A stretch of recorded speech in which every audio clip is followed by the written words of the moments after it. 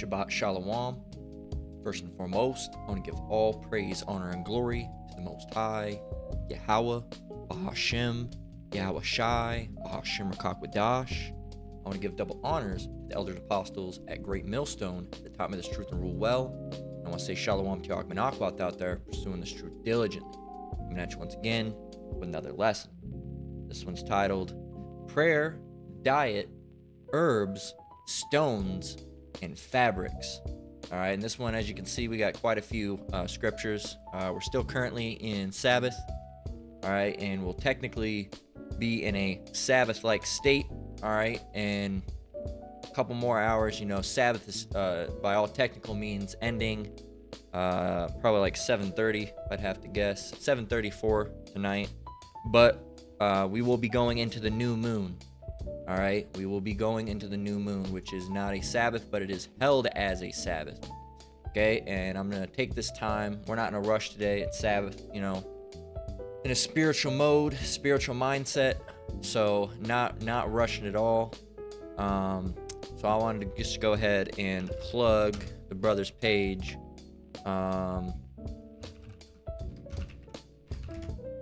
You can go over here. Now, I'm not sure, and Slakia, I'm not sure which brother or elder or apostle runs this page. I know for a time, Apostle Ramalab was, doing the updates, and I remember hearing something that he wasn't able to do so anymore. I'm not sure exactly why that is. All right, that would be something he'd be able to tell you, and not I. Okay, but this is a page you can go to. It's called GMS New Moons and High Holy Days. All right, and over here, this is where the new updates will be. I'm sure certain other brothers also do the post. I used to post them more than not, but this is an excellent page. I recommend every brother and sister going over here and subscribing to this page, GMS New Moons and High Holy Days. And as you can see, it gives you the new moons and the high holy days, as it says. So, you got the, 8 months ago, these are the old ones. But if you go down to videos, if you just click videos, these will be the updated ones. As you can see, 7 days ago, the new moon will be Tuesday to Wednesday. All right. And of course, before that, it was Monday and Tuesday. So we were doing Sabbath Monday to Tuesday. And of course, today is, if it'll pull up, today is, well, that can go away. Today is Tuesday, May 7th. Okay, so it is Tuesday, so Monday to Tuesday, it'll end tonight, all right, the normal Sabbath, all right, and then from Tuesday evening to Wednesday, all right, a new moon will occur, all right, which is held in regards to a Sabbath. It is not a Sabbath, but it is celebrated as such, and, sometimes it's referred to as New Moon Sabbath, all right, it's a new moon, all right, which marks the Sabbath, all right, which marks the Sabbath. So that will be Tuesday evening, tonight at sundown, all right, to Wednesday, which some of you brothers or sisters on the East Coast are already in the new moon Sabbath. And on Wednesday evening, all right, that will be the end of the new moon, all right, and you brothers and sisters, normal day will resume. You can go back to buying and selling. Of course, some of us already have to do that. Some of us already have to work. All right, but of course, we're under a grace period. We can't keep it perfectly, but we keep it to the best of our ability. So, again, Shabbat Shalom. All praise, honor, and glory to Yahweh, Bahashem, Yahweh Shai, Bahashem Rakakwadash. So, we're going to get up and start up on this. So, just wanted to plug that page, talk about it. Of course, the new moon, the moon sets the seasons, or as the scriptures say, for the moon, for seasons, and we can actually get that right here in Psalms 104 and 19. It says, he appointed the moon for seasons, the sun knoweth his going down. All right, so that is how the seasons are judged, or weighed, or made, however you want to call it, is by the moon. All right, a whole moon cycle makes up a month. All right, that is how a month, that's why there's one new moon a month, biblically, all right? Maybe not necessarily in this Gregorian calendar, Esau's calendar, but biblically, that's how it worked, okay? That's why, and Esau's calendar is all jacked up, so sometimes you'll see that there's there'll be 2 new moons in a month, but sometimes they have really short months, sometimes they have really long ones that go to a 31st, sometimes they're shorter ones, and it's all jacked up. It's not how it's supposed to be. A full moon cycle, we can look that up. All right, we're going to get back on topic in just a moment. This is important. a moon cycle, if you look up how long is a full moon cycle, 29.5 days. It's not correct. It's actually 30, but you know, Esau, they're all messed up. So this is a full moon cycle. It goes from new moon to waxing crescent to first quarter to waxing gibbous to full moon to waning gibbous to last quarter to waxing crescent, back over. All right, there's 8.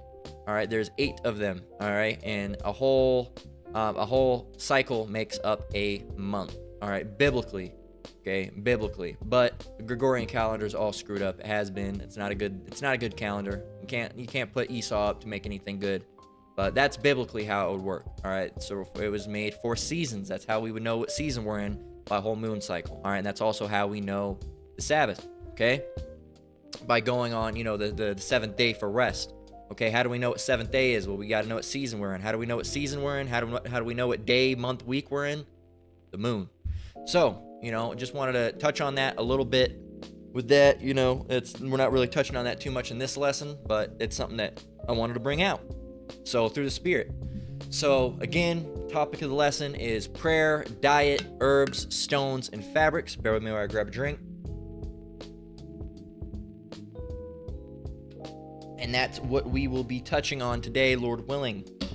So this one's going to be a little bit of a longer one, so strap in. Of course, you don't have to consume this in one sitting. All right, you can, you know, eat from it and, you know, bit by bit, because there's quite a few topics. But something that was on my spirit, I wanted originally started with doing diet and herbs. Then, you know, I thought about, okay, what about stones? And I said, well, prayer is important too. And then I was looking up another brother's video, seeing if any other brother did any topics on stones, you know, for what's the word I'm looking for? God damn it. What's the word I'm looking for? I completely just checked out. It's for inspiration. There we go. For inspiration through the Spirit. And then they were also mentioning fabrics. All right, it was the brothers. I'm not actually sure who these brothers are. But it was right here. A GMS Alliance Whelp. Okay. Recently taken down. It looks like GMS at St. Louis. All right. So I'm not too familiar, but I saw that they did that lesson. I'll plug that lesson right here. It was dealing with, you know, wool, linen frequencies, and stones. Okay, and I wasn't even going to originally touch on wool and linen. All right, I was just wanting to see what they said about stones, because I was looking through scriptures to see what I could bring out. And they brought out, of course, about the ephod. So give them credit where credit's due, not just ripping these guys off. Of course, it's a scripture, but I was like, you know what, ephod is probably, you know, the best example that you can use. All right, so we got a lot to go through, a lot of different things. I've touched on wool and linen before. So it was great to see these brothers talking about wool and linen. I did a lesson quite a while ago. I don't remember if it was specifically on linen, but I mentioned it because there was a video put out.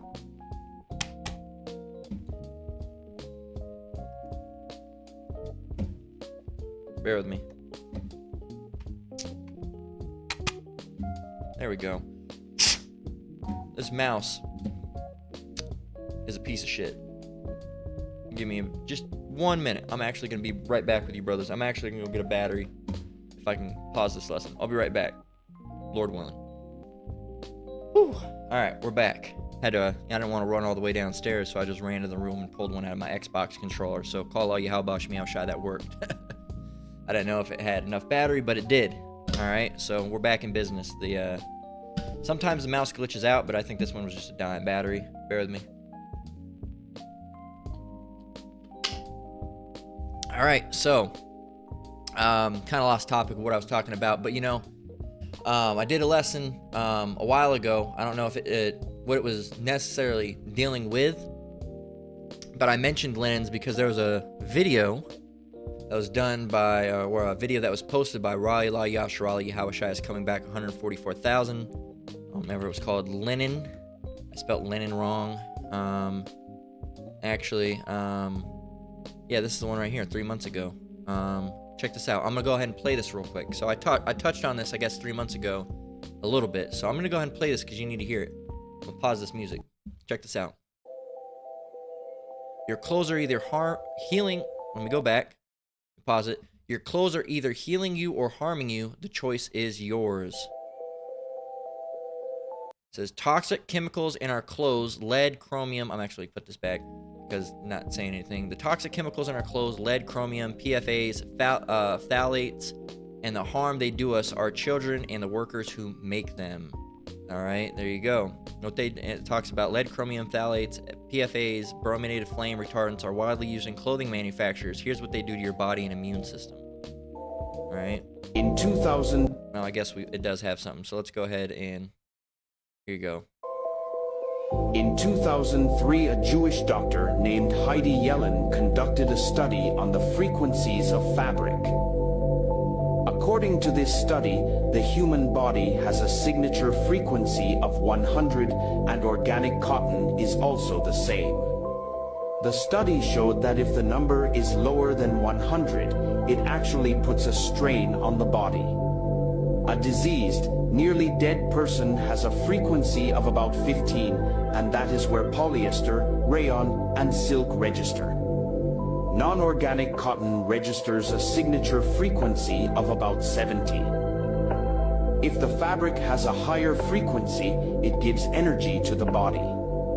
This is where linen comes in as a super fabric. Its frequency is 5,000. Wool is also 5,000, but when mixed together with linen, the frequencies cancel each other out and fall to 0. Even wearing a wool sweater on top of a linen outfit in a study collapsed the electrical field. The reason for this could be that the energy field of wool flows from left to right, while that of linen flows in the opposite direction, from right to left. So you heard it. So let's go back and we don't really have to go too much through it because I actually have this article pulled up. But, you know, and that brings, you know, like it says, more validity of the scriptures, Deuteronomy 22 and 11, which we have, which let's go ahead and get it. You know, we're kind of, you know, no particular order we get in these. But let's go ahead and grab that. All right. Deuteronomy 22 and 11 says what? Thou shalt not wear a garment of diverse sorts as of woolen and linen together. All right. And we know we can't keep, you know, every law perfectly. There's 613 of them. All right. And that's why we're under a grace period now. Okay, but this shows you why you shouldn't wear a garment of diverse sorts as of woolen and linen together. Why? Going back, let's go back. Well, let's go to this article. We're going to read it because I'm sure, you know, that was just kind of a summary, but this is the actual thing, the healing properties of linen clothing. It says linen is yet another one of our favorite ethical fabric alternatives. Linen is a textile made of the fibers of flax plant, but you may be wondering yourself what exactly makes it so wonderful. Well, linen is commonly referred to as the healing fabric or the preferred fabric for a healthy lifestyle, and there are a few reasons to why that is. Slakia. It says linen clothing is scientifically proven to assist in all types of healing. In the past, the restorative properties of linen were acknowledged by its preferred use as the material that bandans were made from. Linen naturally fights against different types of bacteria and fungi. Flax is found to be a very effective barrier to some diseases. Hospital sheets used to be linen because it was widely known to be the best for healing and protection against infections. First, they probably don't do that now because they don't give a shit about your healing. They give a shit about money. It says, shop our linen clothing collection. It says, which, you know, they're trying to, you know, Salt and West, they're trying to, you know, sell you something. But it's true. It is true. This is true. Despite them trying to make money off of you, that is true. It says in 2003, if they're going to get money off of you, at least they're being honest about it, right? In 2003, a Jewish doctor, Heidi Yellen, did a study on the frequencies of fabrics in which she showed that a healthy human body has a signature frequency of 100. And wearing a material that measures less than 100 units of energy would compromise our well-being. Each fabric gives a frequency that can be measured in megahertz. Organic cotton has a tested value of 110 megahertz. Polyester around 10. Means don't fucking wear polyester. It says a diseased person generally measures 15 megahertz. Wool and linen have a signature of 5,000 megahertz. That amazing natural created feature of the fabrics will also give energy to your body as you wear it. It is important, however, to not wear linen and wool together. However, as the frequencies in both the linen and wool fibers run in opposite directions. If you wear them together, the two frequencies will cancel each other out and bring you to a zero. Back to Deuteronomy 22:11. Thou shalt not wear a garment of diverse sorts as of woolen and linen together. Going back, it is important not to wear linen and wool together. See, showing you validity of the scriptures. Call all Yahweh Shem Yahweh Shai. And it's more and more of this is getting brought out as we get closer and closer to the end. And when we get into the kingdom, we're actually going to know all these things. It's going to be written within us. We're going to know all these things that Esau went out of the way to hide and lie about and cover up. Right? But if you look at what these rich people wear, what are they wearing? Linens and 100% cottons. It says, however, as the frequencies in both the linen and wool fibers run in opposite current directions. So you can wear linen by itself or you can wear wool by itself, but you should not wear it mixed. All right, because why? It will make you. It won't make you sick, but it will not heal you. It will put off the vibration of being sick. So in a way, it will actually make you sick. All right, and that's probably another reason why we're always in this ill state. We always feel like shit, right? So going again, a natural, a healthy human body has a frequency of 100. All right, organic cotton is 110, so that's 10 above, right? Polyester has 10 millihertz. A diseased person measures 15 millihertz. So a polyester measures less than a diseased person was. So it's actively harming you if you wear that, man. Actively harming you. And if you wore wool and linen, it'll cancel each other out and bring you to a zero, which is even worse than polyester, man. Okay? So there you go, man. It shows you. So that's really what we're going to touch on with linen. There's not too much to touch on it other than this, but yeah, it just shows you, man. It just shows you. And even when we deal with the ephod, we're going to touch with the ephod. It'll even talk about, linen. Okay? So, continuing on.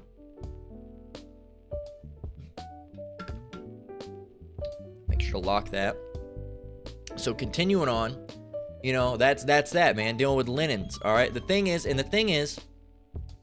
that Esau makes it purposely hard to obtain, all right? If you look up linen clothing, 100%, right?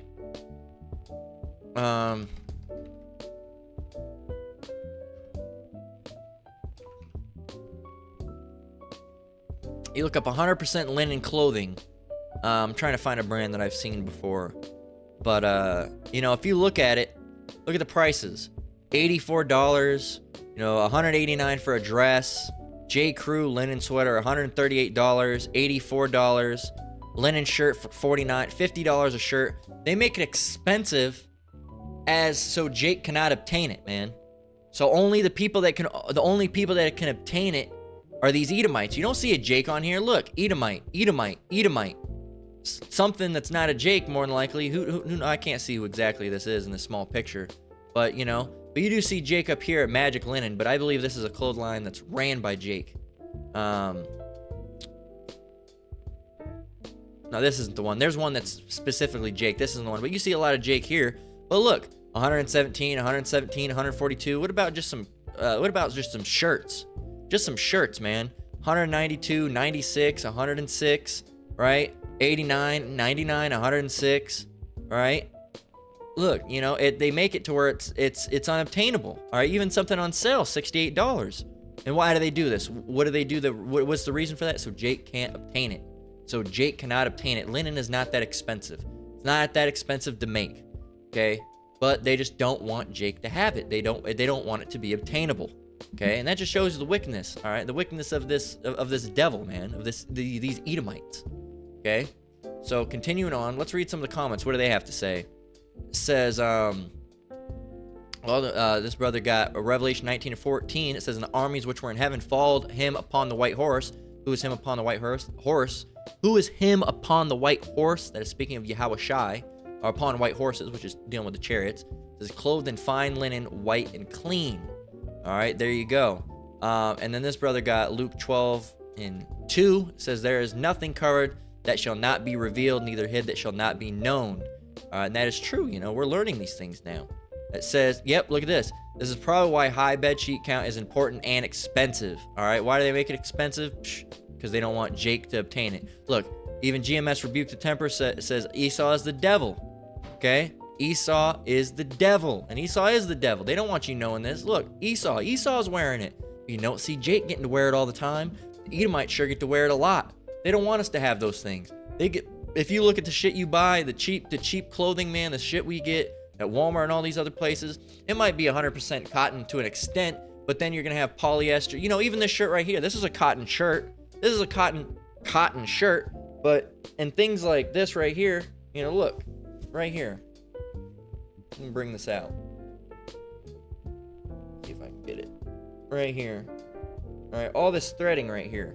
All right, you see how it's stretchy? You know, and you look at that. Wait, if I can get the right part of it right here. You look at all that threading and stuff. That's polyester, man. So it's canceling out the whole use, man. And the dyes and the other chemicals and PFAs and all these other shits that they're putting in dye and chemicals that they're putting in it. It's the same thing, man. It's the same thing. And you know, Yahushua wore a green garment, but he was probably using, not probably, they probably used different things like plants, natural things like chlorophyll, which we'll get into, to dye it. Chlorophyll, this is natural. This is 100% chlorophyll right here. Well, not 100%. There's other things in it, but it's all healthy stuff, you know. And if you get this on something, man, it will be it's green as a motherfucker. Okay, it's green as a motherfucker. And if you're getting mad about swearing, oh, he's swearing, which I'm not swearing. I never swore I was gonna do anything. But well, you're cursing. I didn't curse anybody. I didn't put any curse on anybody. You're saying a bad word. Who says they're bad? Who says they're bad? All right. This is not a Christian channel, and this is not a Christian video. So you can find yourself off of it. This is for the Hebrew Israelites. All right, the so-called Negroes, Latinos, and Native Americans. That's who this is for. Notably, the elect. Okay, it's not for you getting offended because I said you said the F word. Oh, yep. Yes, I sure did. You're right. You know what? You shouldn't be around me because I said that. You should go and leave and go from among us. We don't want you here. But and you're probably a devil too. You're probably an Edomite devil. So that shows you, you know, why Esau does these things, makes things expensive. They make them expensive purposely so Jake can't obtain them. Things like silver and gold, they're all good for us, and they make it hard to obtain. All right. There's other things that are good for us too, like copper. All right, stones. All right, we're just gonna touch on that as well. So, again, Deuteronomy 22:11, more validity of the scripture, as if there needed to be more validity. We already know they're valid, but as if there needed to be more, here there is some right there. Thou shalt not wear a garment of diverse sorts, as of woolen and linen together. Why? Because they cancel each other out, and you can get sick, you can get ill, man. So where do we want to go from here? You know, because we were going to talk about, you know, diet. You know, because diet's very important. It's something I've been trying to work on again with myself. I was getting pretty bad with it. I was getting into, you know, drinking a lot of sodas again. You brothers and sisters know I was one to be, oh, I don't like sodas. I was drinking a lot of these, I'll grab one right here, seltzer waters. You know, this one's got dust all over it, but, you know, these seltzer waters. But this one, I wouldn't even, on it. Look, everybody's diet's going to be different. Everybody's going to have something that you need to set obtainable goals for yourself. I'm not saying you're wicked because you drink sodas, but I will say it's actively hurting you and harming you. All right, that's something I know when I was drinking sodas, because before I wasn't drinking them because I didn't want to have none of that high fructose corn stuff. And then I knew that with that, I started drinking soda. I was like, oh, I'm gonna have one, and I started drinking, you know, once a week, or started drinking them several times a week. And then I was like, you know what, man, I need to fucking stop drinking all this goddamn soda because it is sick, it is poison. Okay, I'm not saying you're evil, but at the same time, I'm saying it is poisoning you. As long as you know that, you know, why would you want to do that? All right. And now I'm not saying you're wicked if you have it every once in a while. You do it every once in a while. I'm gonna be straight up with you right now. Lord willing, you know, I'm trying to fix my diet right now. But Lord willing, you know, me and my wife get to go on this trip. You know, visit my dad. When we going out of state. When I'm there, my diet. I'm gonna kind of, you know, be off of my diet for a little bit while we're there for about a week. A little bit less than a week. There's this place that has some sodas that they do this, you know, the stuff with. I'm gonna try it. I'm gonna be real with you. All right, I'm not gonna be a hypocrite and say that I'm not gonna try it. I'm gonna go there. I'm gonna eat some fried foods. All right, but it's in the best of my interest. I'm telling myself now, Lord willing, call all Yahweh Shemi Shai, stick to it. When I get back, I'm gonna go back on my diet because I'm trying to work on it now. I've been doing pretty good, but when I go there, of course, a little treat. Eat some stuff, and then once I get back, you know, of course, I won't be eating all that shit again and going back to being in a healthier diet. But I'm just saying, what works for you works for you. Okay, I'm not gonna try to be over righteous and say, oh, I'd never do it. When I go there, I'm gonna absolutely be eating some stuff that's probably shitty. All right, but you know, a lot of people do that when they go to a different state or maybe a different country. I don't have the money to go out of country, but I do have the money to go out of state. We've been saving up for a little bit. Go there, visit my parents. Well, one of my parents at least. Hang out, have a little bit of a good time. It's all right to do it occasionally. All right. Again, we've mentioned it before. Doesn't mean you can't do nothing fun ever. You gotta sit and mope all day. No, that's not the case. But you shouldn't be doing it all the time. You shouldn't be in a constant state of mirth or folly. But if you can, there's nothing wrong on going on a vacation. All right. But you go there, you go on vacation. A lot of time you're gonna eat some foods there. I'm not gonna be overrighteous and say, I'm not gonna do it. I'm absolutely gonna go there and eat some fried foods and some soda. And probably not gonna have soda a whole ton, but there is a place that sells sodas that I specifically want to try. Other than that, I'm gonna try not to even have sodas that much while I'm there. Being honest with you, I'll have sodas that time, probably once, maybe twice, depending on, I might try a few things from the place, but other than that, I don't want to be drinking soda like that. It makes you feel like shit. It's not good for you. But I am going to try it, Lord willing. Lord willing, because Lord willing, we even go. God always say Lord willing, because the Lord can make it to where you can't do whatever you're trying to do.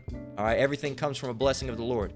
And Lord willing, the Lord allows us to go there, do that, visit my dad, stay safe, and come back safely. All right, and same for you brothers and sisters now and on your travels and whatever you're doing, right? But you got to understand that your diet is important, man, because it will make you feel sick, will make you feel ill. There was a time where I was feeling like shit. I'm still trying to get in the process of feeling good again, because I still don't feel 100%, but then again, I got teeth issues and shit that, actively poisoning me until I can get these things fixed. So, and a lot of money, man, a lot of money. All right. So, but there's things you can do that I got over here. I'm pointing over here. You can't see over here. That are good for your diet. So this is Ecclesiastes 30:25. It says, a cheerful and good heart will have care of his meat and diet. So it is wise that you have care of your diet, man. It is a good thing that you have care of your diet, because, at the end of the day, what you're putting into your body, there's an old saying, you are what you eat, and you don't want to be shit, man. And a lot of the things we're eating are shit. And I was eating a lot of shit. And like I said, am I going to say, I'd never eat like that again? No, I'm not going to say like that. Would I eat it again? Who knows? I want to limit as much as I can eating of bad shit. And I'm going to show you what I've been doing. Me personally, everybody's diet, everybody has to work on something that works for them, whether it's cutting down on greasy fried foods, because our diet as Jake, all right, whether you're Issacharite or Judite, whatever you are, our diets are shitty, man. All right, they're really not good. All right, the Southern Black diet is the most unhealthy diet you could ever possibly eat, with fried chickens, fried chicken with fried this, fried that. All right, and anything's fried vegetables. Everything we eat is just not high amounts of sodium dumped in everything. All right, it's not good, and it's not good for you, man. So, but I'm not gonna say, if someone makes some fried chicken eventually, that I'd never eat it. But it's the ultimate goal is to severely limit how much I'm intaking those things, man. So there's a lot of things you can eat that you wouldn't even know are good and good for you that taste good, man. So we're going to get on that a little bit. Of course, we're going to touch on this. The food pyramid is killing you. Everything that Esau ever taught you about food, all right, the government ever taught you about food, what to eat is wrong. All right, they're actively poisoning you. They're actively making you sick, not only with the food pyramid, but also with all the ingredients that they put in shit, man. Also, all the ingredients that they put in shit. So, man, like I said, I don't even know where I'm going to start, but you should have care of your diet, being careful of what you put into your body. All right. So, and the reason for that is to get 1 Corinthians 3 and 16 through 17.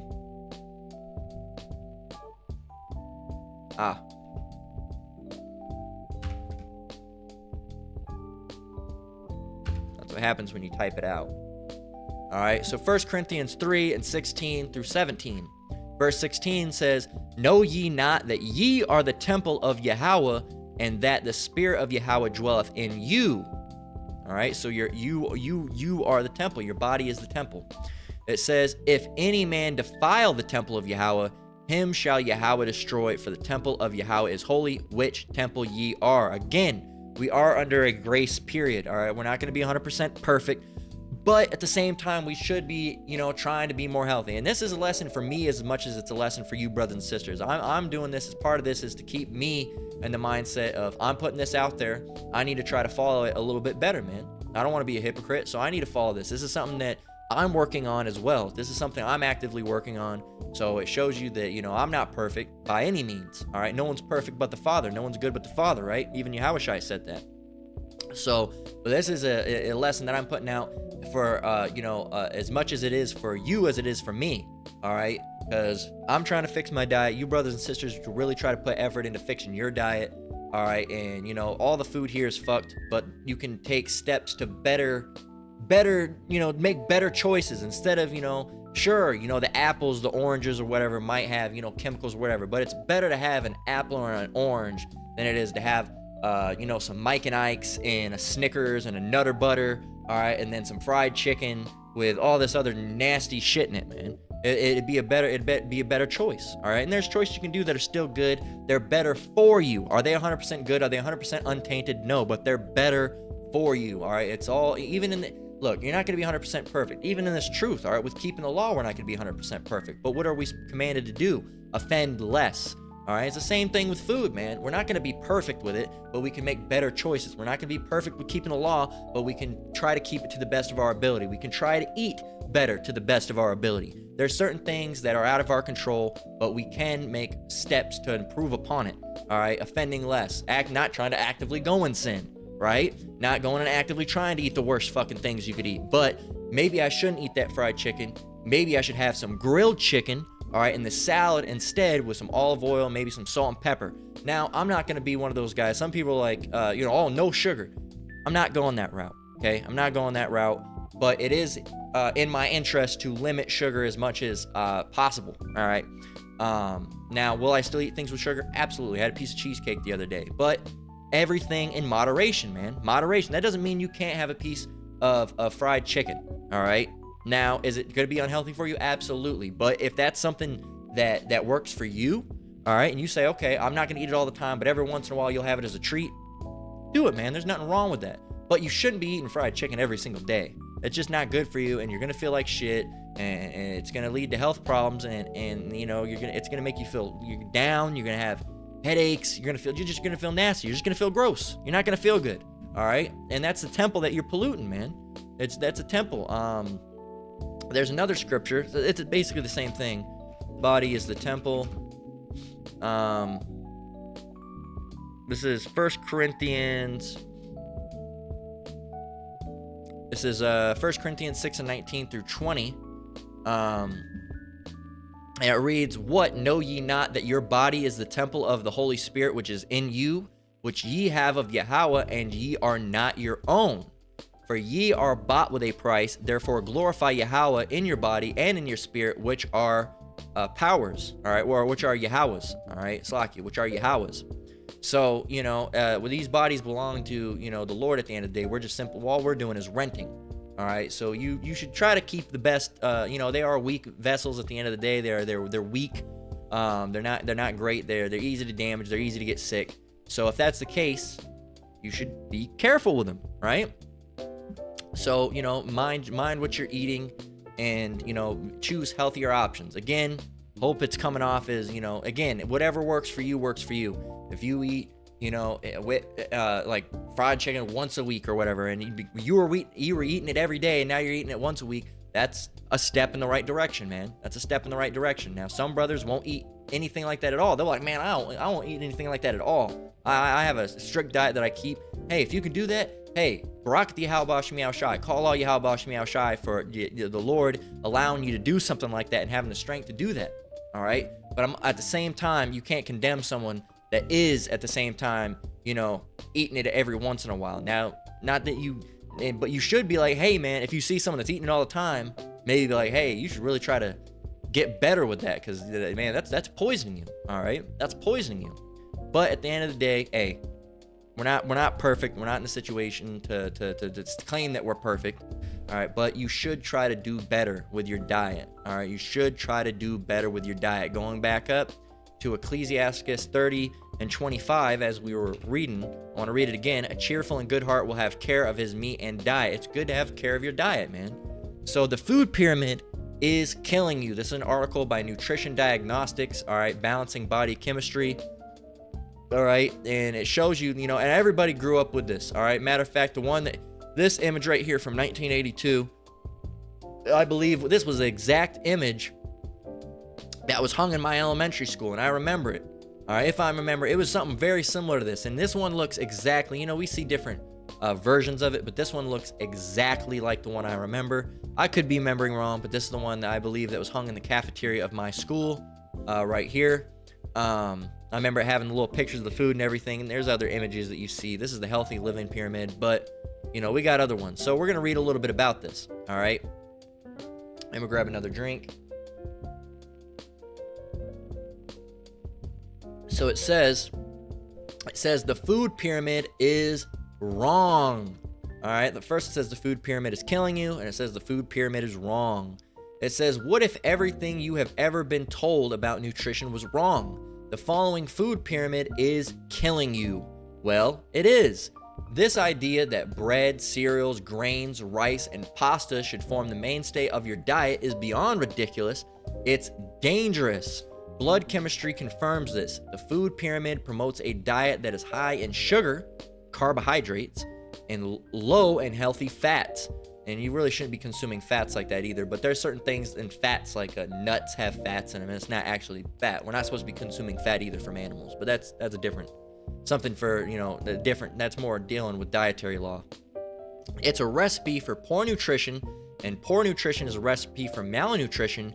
Malnutrition leads to mineral deficiencies and imbalances your body chemistry, ultimately manifesting in chronic dis-ease. All right, or they say disease, but what is disease? It's dis-ease. Your body is not in ease, it's dis-eased. All right, let's go and get the etymology.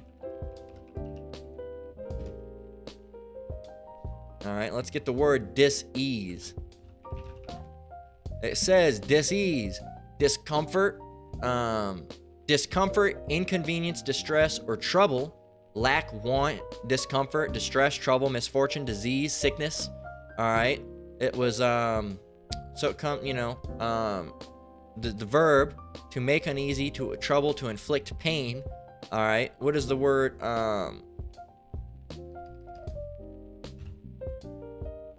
What does the word dis mean? Lack of. All right, a word forming element of Latin origin meaning the lack of. All right, opposite of, apart, away. So lack of ease. Well, let's go and get ease. All right, ease, noun, physical comfort, undisturbed state of the body. Okay, tranquility, peace of mind, comfort, pleasure, well-being, opportunity. All right, so like it says, undisturbed state of the body. All right, tranquility, lack of undisturbed state of the body. That would mean the state of the body is what? Disturbed. All right, lack of physical comfort. All right, the opposite of physical comfort. All right, you are in dis-ease. All right, another word is ease, to lie or to rest. Your body is in unrest. All right, it's lacking rest. All right, it's lacking rest. That is what dis-ease is. That is what dis-ease means. Dis-ease. All right, your body is not eased. All right, it is in a state of what the fuck's going on. Something's going on, and your body's trying to repair it, sending out blood cells and trying to fix things. And, and doing that, that's when you start to feel sick. You start to feel wore down. You start to feel tired because your body's fighting these infections, right? So how is the food pyramid wrong? It says, but can this really be true? Could the food pyramid prescribed by the government really be wrong? Well, the figures tell us it is. While we're living longer thanks to medical intervention, the incidence of disease has also increased. Obesity, diabetes, cancer, heart disease, all different, but all with a common link, the food pyramid. I'll be right back. Got to run to the bathroom, but we'll be right back with you in just a moment. Bear with me. All right, we're back. So, continuing on, it says approximately 32.6 million Americans have type 2 diabetes, and 88 million people suffer from prediabetes. That's about 36.7%, over a third of the population of Americans who suffer as a result of their diet.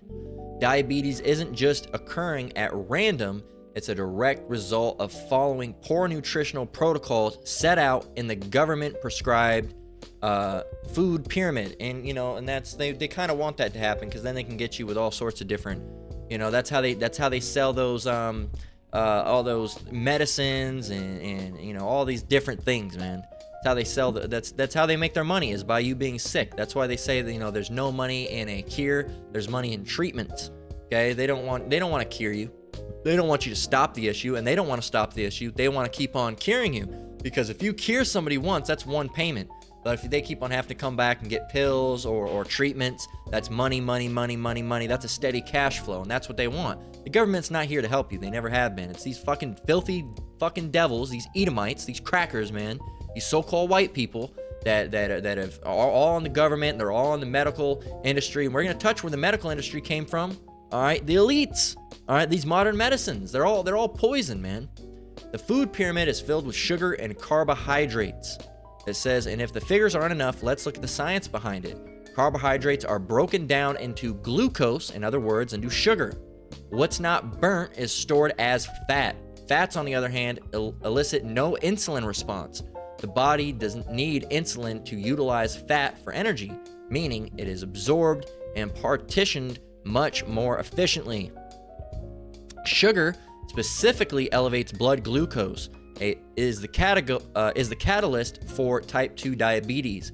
It occurs where the pancreas is unable to secrete enough insulin to remove the excess glucose from the blood, or where the body develops what's known as insulin resistance, where the body becomes normalized to heightened insulin, which renders it ineffective. Both scenarios are indicative of a diet that is high in carbohydrates and sugar. All right, so there you go. And you see, this is what they say you should eat. You should eat mostly bread and cereals, you know, and dried peas, beans, lentils, and fruits, which fruits are good. They're saying eat the most of whole grain cereals. Can't read the rest. Vegetables and fruits, cereals, and breads. And they say you should eat moderately, you know, meats and stuff, and then, you know, eat less sugar and stuff like that. But, you know, that's what they say, at least. So, where do we want to go from here? This is the American Food Pyramid. Says, I'm not sure what they're trying to go with here. All these different things. I guess it's all leading to low carb, high fat is healthier. That's what they say, at least. So this is the healthy eating pyramid, which again, I guess they're same thing. They're talking about grains. This is Australian Food Pyramid. 2015 Food Pyramid, healthy fats. There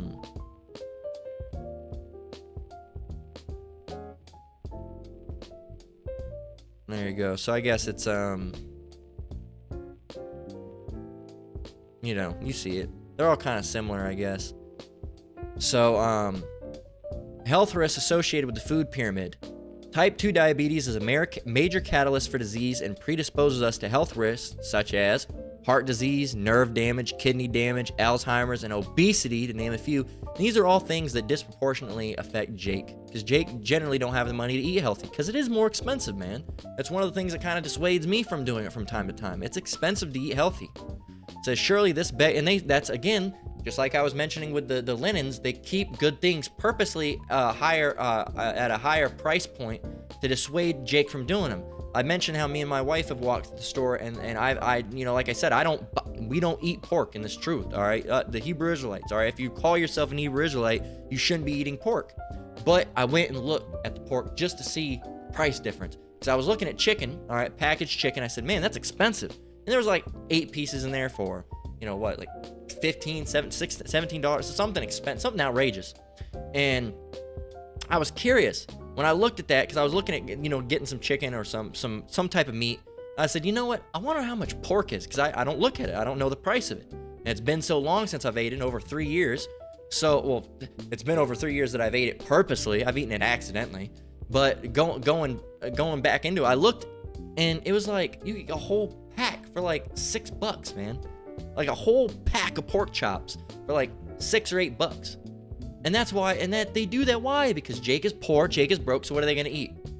Pork. And they know it affects our natural vibration, man. They know it, all right? Because we have a natural vibration, and, you know, everything has a vibration on it, man. Everything has a vibration on it, and they know it throws us out of that natural vibration. All right, that's why they're getting rid of all this grass, they're getting rid of all this dirt, and it's just stone. It's just stone concrete, all right? It's fucking up the vibration. They're removing trees, all right? They want everybody to be in a sickened state, man, a sickened state. It says, surely this begs the question, why are we following dietary advice that heightens the likelihood of disease? The idea of waking up with a bowl of cereal and milk and a glass of orange juice on the side is consuming more carbs and sugar than proteins and fat, is killing us. If all this is true, then why is the food pyramid recommended diet? Primary reason for that science they are using has been corrupted, conducted in an improper manner. It's corruption. It's not that all conducted in it. No, it's corruption. This is why.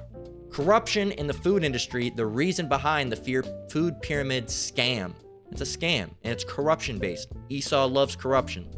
The food industry is rife with corruption. In the 1960s, the sugar industry funded research that branded fat as the primary catalyst for heart disease. Many years later, we now know that sugar is a far greater catalyst for disease than fat. Perhaps the best example of corruption concerning the food pyramid, though, is the Heart Foundation. Listen to this. This is what I think it's talking about. Just as the road is hell, just to the road to hell is paved with good intentions, the Heart Foundation was probably founded to create a healthier and happier world. No, it was not. It says, but alas, as funding was required to keep the lights on, it was eventually beholden to big business. In the case of the Heart Foundation, that big business was McDonald's, which donated a healthy $300,000 per year in exchange for a trademark tick next to its fish burgers, salads, and chicken wraps to denote a supposedly healthy choice. Again, money. McDonald's paid $300,000 a year to get that little tick that said it was healthy. It's not fucking healthy. It never has been. The Heart Foundation is considered a non-profit, health-promoting charity. We know charities have tax-deductive benefits. The concerns lie in where the money is coming from to fund this charity. Who do you think's funding it? It's not us. Who do you think's funding it? These big fucking, the FDA and all these things. Oh, say it's healthy. Say it's healthy. It's not healthy. It's killing you, man. It's killing you. That's why they say all these things that are good are bad. Oh, you shouldn't do that. That's bad. If they tell you something's bad, it's probably good. If they tell you something's good, it's probably bad. So there you go. Faulty research, the red meat myths. All right, they say another example is Harvard study that concluded red meat consumption is tied to early death based on a questionnaire of more than 8,100 men and women. The simple fact is a questionnaire cannot take into account the plethora of variables at play when it comes to health. The sample size is also quite small compared to the complexity of the statement. Questionnaires are not as accurate as the 81,000 participants declaring previous health complaints, thorough pathology testing, and diet evaluation. If the study reaches the newspaper, radio, or television, we seem to believe it without question. However, whoever has the money has the media, which can propose and control, or which can propose the control or authority. Right there is the big thing. All right. Whoever has the money has the media, which can propose the control or authority. And we know who has the media. Who has the media? All right. We're not gonna say it. We can't say it. All right. You know who it is. You brothers and sisters that have been watching. You know. All right. It's the Edomites. But it's their cousins. Who are their cousins? The Amalekites. Who is their real identity? Well, people with those strange little hats.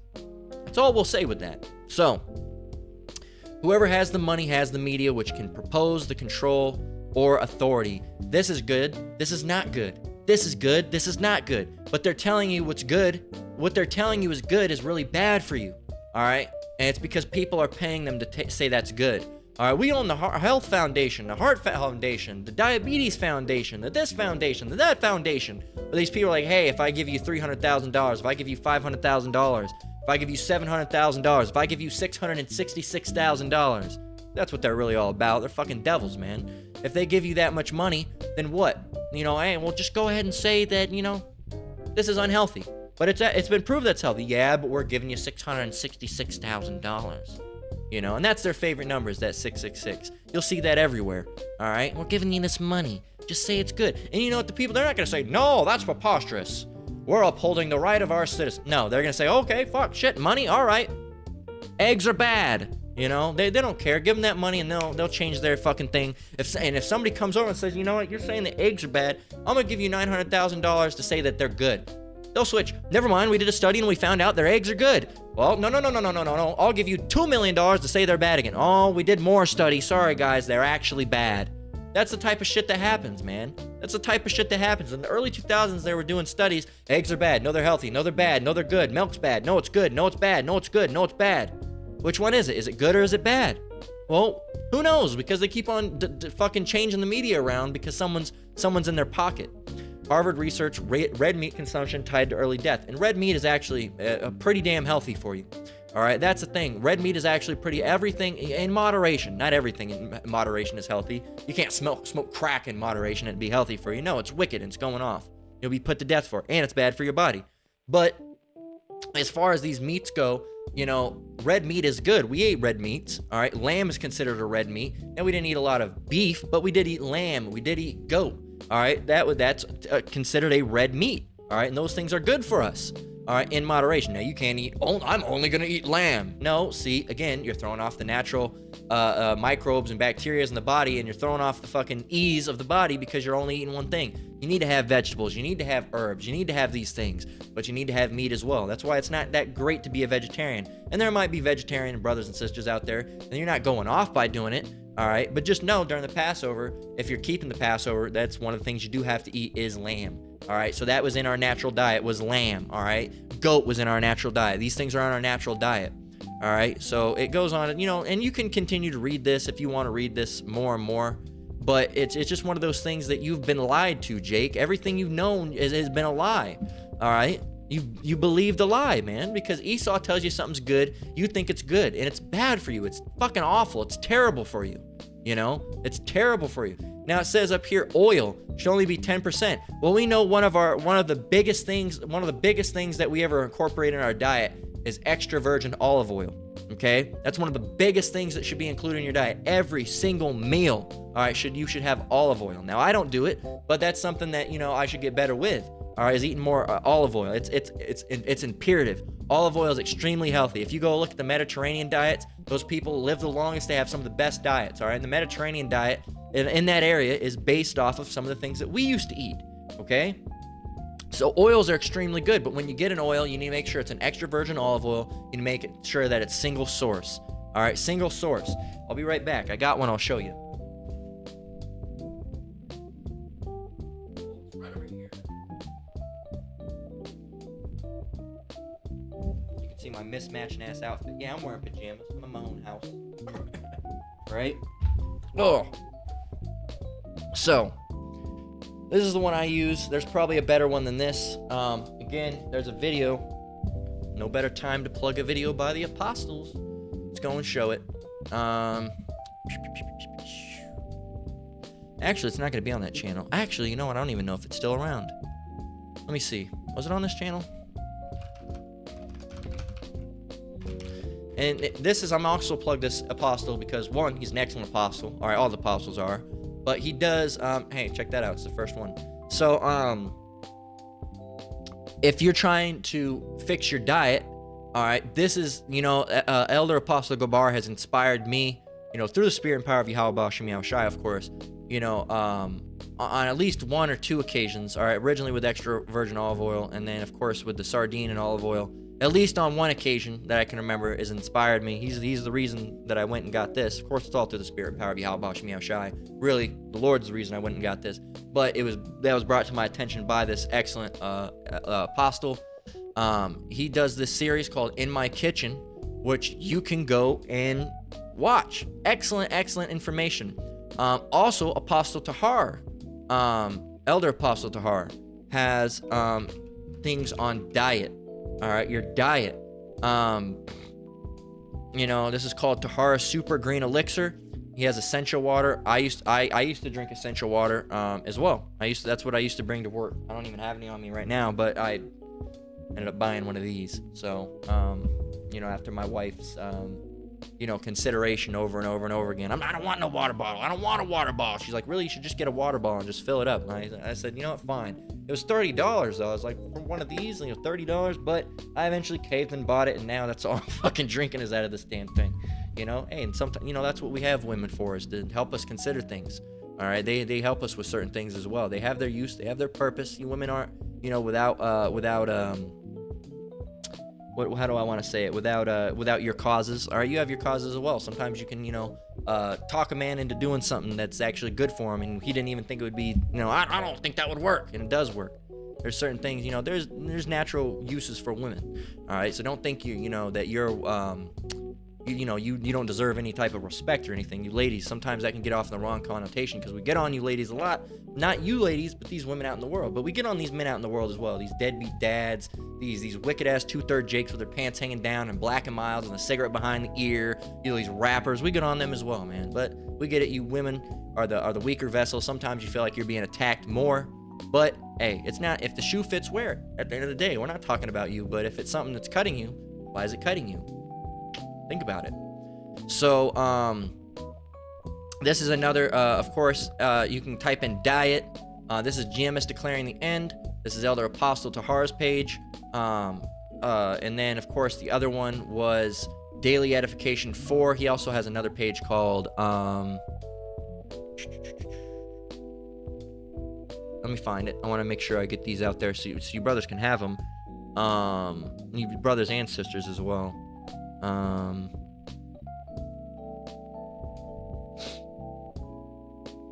There's another page. Bear with me just a minute, because this needs to come out. Of course, you have the Apostles Live GMS 34th. You should subscribe to that. Here it is: Edification, Exhortation, Elders in Transit. That's I believe this is Apostle Ramalah's page. All right, which of course you should subscribe to this one. He's doing another page now, I think. I'm not sure which page it is. There's another page. Maybe I don't have it. Do I have the other Apostle Ramalah page? Not this one. This one's old. I'm not sure. I think this one might be another one of the apostles. There's another one here. You know what? He might just be teaching on this page now. I'll make sure I'm getting my... Oh, right here. GMS Info Doc Channel 12. This one right here. This is the Elder Apostle Ramalah's page. All right, this is Elder Apostle Ramalah's page. All right. This is the Apostles live stream page. All right. This Edification Exhortation is the Elder Apostle Gabar's backup page. All right. And then Daily Edification 4 is the Elder Apostle Gabar's primary page. So between these two brothers, and I'm sure there's brothers, elders, I should say, the Elder Apostle. They're still brothers, but Elder Apostles, got to give them their title. Between these two brothers, and I'm sure there's other brothers and elders, apostles even. I'm not sure if the other apostles do anything regarding health, but I know for a fact that these two Elder Apostle brothers, all right, which they are brothers, but Elder Apostle, you have to call them the right title. They do a lot with health, all right? So you can go and look up diet, health, food, herb, healing, all right, on these two Elder Brothers pages, Apostle, Elder Apostle Brothers pages, and they'll be able to, they have a lot of stuff here. You can go through it. See, I know for a fact that Elder Apostle Gabar does like the In My Kitchen, and you can go and look through In My Kitchen. He has one right here. Better bread alternatives, a real healthy meal idea, cooking with better alternatives, replace aluminum foil with parchment paper. That is true, because aluminum foil has been linked to things like Alzheimer's, and you're leaching chemicals and shit from it that you don't want to have. The Nama juicer, a damn good investment for your health. Some people tell you juicing is unhealthy. I don't think so. Some people claim that it's unhealthy. Juicing, whatever. If you don't want to juice, don't juice then. I believe it's still healthy. They say, oh, no, you do not. Whatever you say, you're still getting some of the minerals. Regardless if you're losing some of the minerals, you're still getting them. Real foods. Here he talks about sardines and avocado, which is something that we used to eat as Israelites. All right, which we're going to touch on in a minute. You see all these different things. Green. As you scroll through here, what do you see? What color do you see? You see a lot of green. All right, date paste, which dates, we also ate a lot of dates. And of course, he has this video here that I recommend watching. I would not recommend buying Bragg anymore. Bragg was bought out.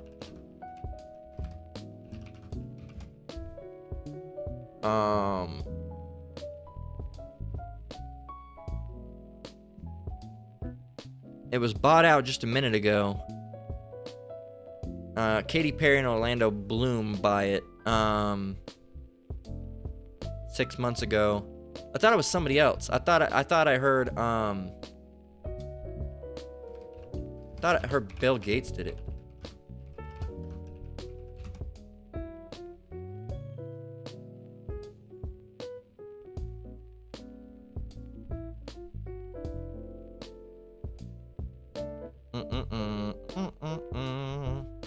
They're saying it's not. It hasn't. They're saying it's a conspiracy theory. All right, because Bill Gates bought it.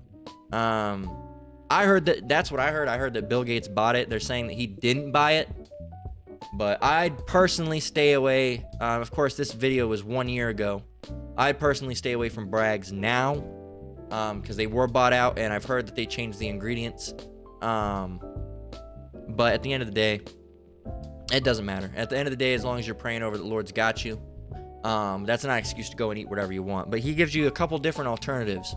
But let's play an excerpt of it. Let's listen to the Elder Apostle speak for a moment and see what he has to say. Also, he can explain it better than me. So let's hear him. And hopefully, if you're watching this, Elder Apostle, hopefully you don't mind me using a little bit of excerpt of your video. Of course, I'm not going to play the whole thing. You brothers and sisters should go over and watch a lot of his videos on this in my kitchen. If you're trying to fix your diet, it's an excellent start. Excellent start. I see he's got cayenne there. Cayenne's excellent, good for the health. Because cayenne, I believe it has the spice, so it should contain capsaicin, and capsaicin is excellent for your health. All right, we might touch on that a little bit in just a minute. Let me see, capsaicin. Chili pepper, and yeah, so we'll touch on that in just a minute. Let's go back. Again, told you this was going to be a little bit longer of a lesson, but hey, it's through the Spirit. It's Sabbath, so. Okay, shalom. Here you go. Shalom to the elect of the nation of Israel, the elect of Yahushai. All praises and glories due to Yahweh B'Shem Yahushai, B'Shem Rakah Kodash, for giving us this knowledge, this truth, this understanding, especially in the times we're in. So, as promised, took me a while. Please forgive me, but I'm here to do the video. The healing of olive oil. Now, you got to do your research. It's true. Concerning the benefits of olive oil. And real olive oil, not the fake stuff. Now, I'm going to throw some names at you. Dr. Mandel. Okay, you can YouTube Dr. Mandel, and he does plenty of videos on the benefits of including olive oil in your diet.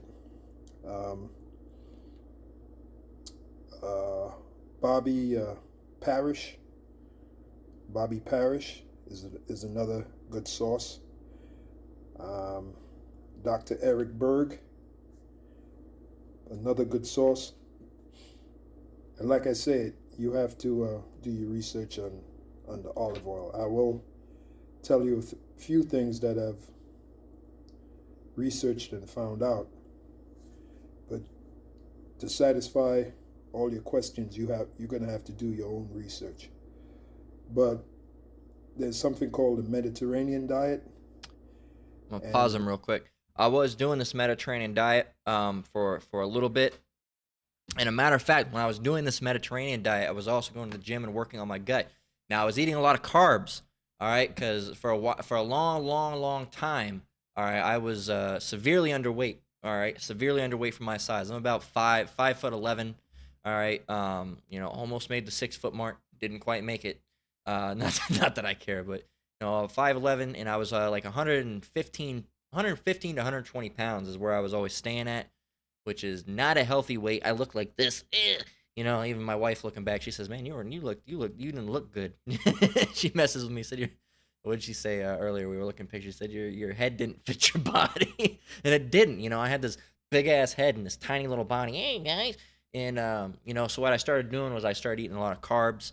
I started eating, which is if you're trying to bulk up, carbs can do it, but it's not healthy to really bulk up like that. They call it a dirty bulk or however you want to do it. It's not healthy to bulk up like that. But I was eating a lot of croissants slathered with butter.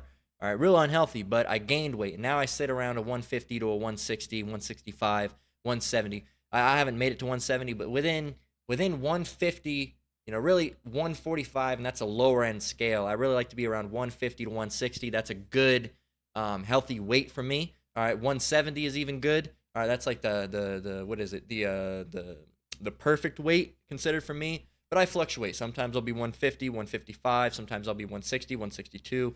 All right, things like that. And so you'll have a natural fluctuation like that.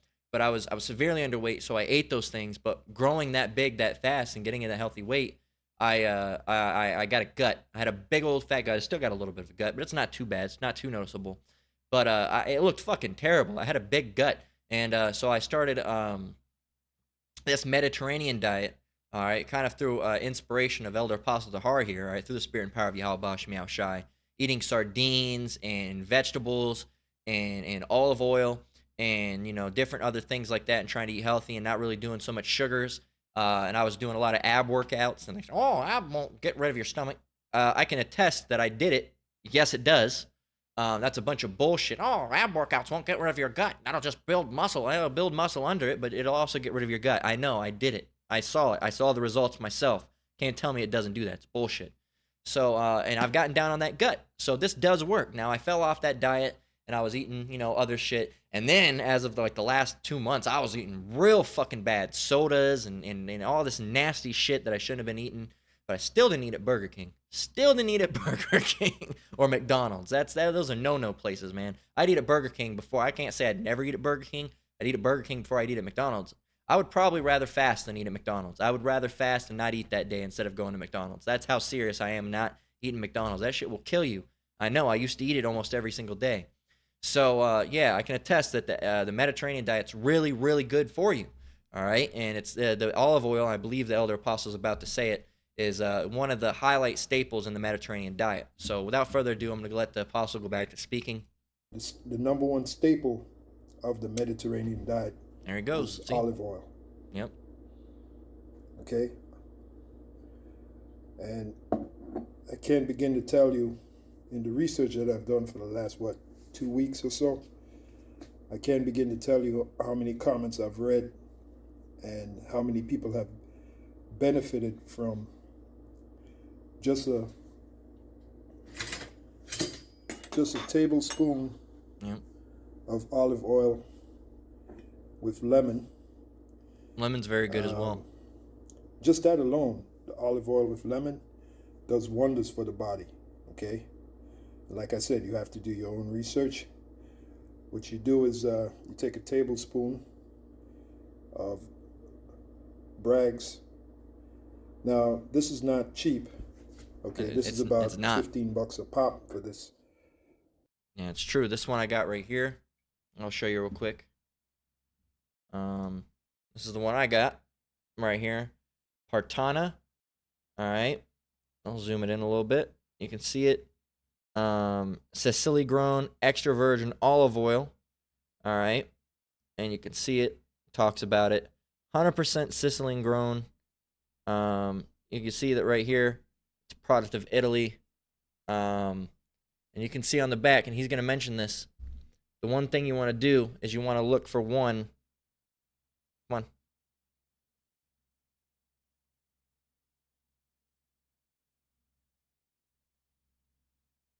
Right there, harvest date lot. You can see it. All right, best if used by, and it's out of date at this point, but I don't really use this in my food like that right now. I use this for oil pulling my teeth, all right, because I got bad teeth. You've probably seen them before. They got cavities and all that shit.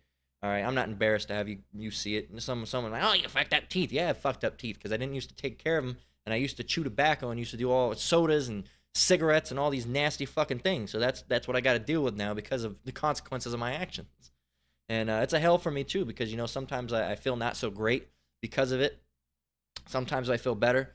But the ingredients, and I'm sick of fucking around with this, actually. Give me a minute.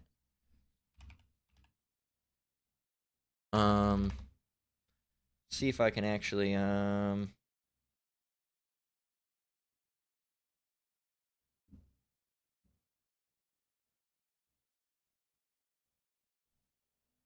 off autofocus here and just put it like this. As you can see, let me see the harvest date, best used by, going up. You can see right there, non-GMO. The other thing, ingredients, one ingredient, extra virgin olive oil. Store away from heat and light. So what I do is you saw it earlier. Let me fix this and let it go back to auto. I actually store it right over there in this bookshelf, right in the bottom behind some books, and no light ever touches this. I imagine it's still probably good, but it's technically out of date. This is the one I use. It's a single source. All right. Of course, you want to make sure it's single source. The elder brother's going to mention that, which means it's 100% Sicilian extra virgin olive oil. It comes from that lot and nowhere else. Okay, that lot and nowhere else. So let's go back and continue what the apostle was saying. This bottle size. Oh, but that's what I was going to mention. Well, this was about $17 as well. While he's speaking, I'm going to go look it up. When you get your olive oil, you want to get it single source. There you go. Okay, meaning from one country, either Greece or Italy or... This one's from Italy. 100% sourced from Greece. Again, 100% Sicilian. Okay? You want to make sure it doesn't have oil from, Sicily, and then a little bit from Greece and a little bit from Brazil. You want it to all be from the same place. Spain. Again, you have to do your research. Morocco. Okay?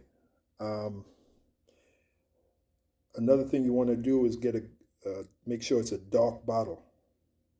Okay? Make sure it's a dark bottle. The oil is stored in a dark bottle.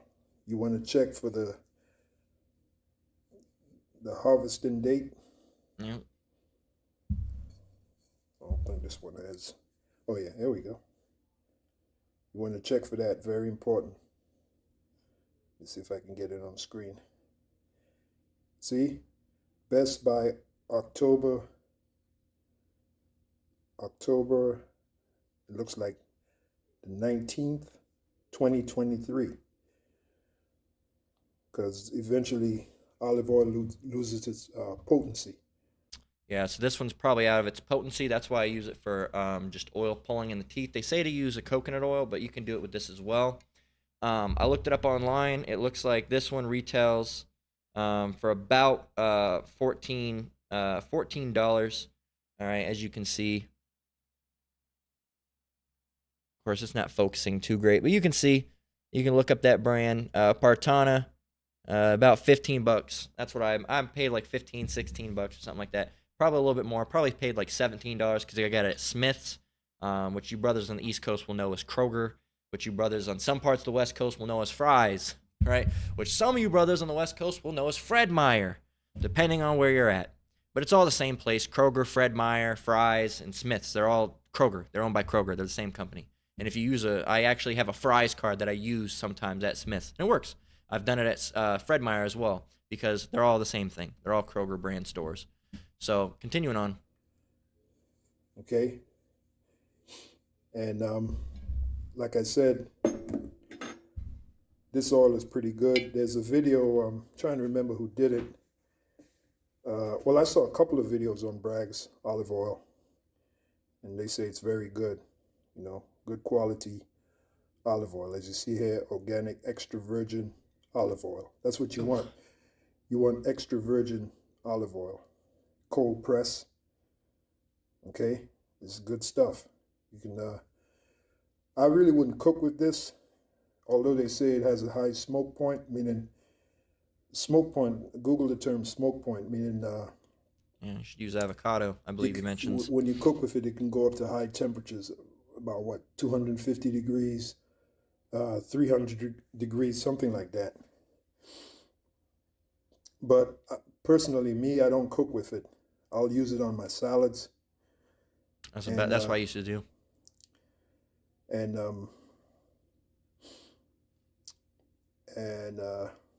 my eggs, after I've cooked the eggs, what I cook with is avocado oil. There you go. This is a good brand, Primal Kitchen, pure Non-GMO. avocado oil. As you see here, high heat. Okay, so I'll cook my eggs with this, but once the eggs is done, I might drizzle some of that olive oil on it. Depends how I feel, but mostly I'll cook with this avocado oil. Yep. That's where I learned about cooking with avocado oil, actually, was this Apostle. So, that's, I'll let you watch the other 10 minutes, or give or take, 9 minutes, if you want to go over there and watch it. But, as you can see, Apostle says, do not get olive oil in a plastic bottle. You see, I liked it. Do not, it'll leach. All right, plastic's really not good. I still use it, but it's not good. I don't use it in olive oil, but I'll sometimes I'll drink out of a plastic cup. So it says olive oil mixture I take in the morning: 1 tablespoon of extra virgin olive oil, a clove of garlic, a dash of cayenne pepper, 1/2 of a lemon, a teaspoon of organic honey. Mix all the contents with the crushed garlic and drink it down first thing on an empty stomach. And a matter of fact, I'm going to take a picture of that because I was actually looking, we're going to touch on honey in a minute.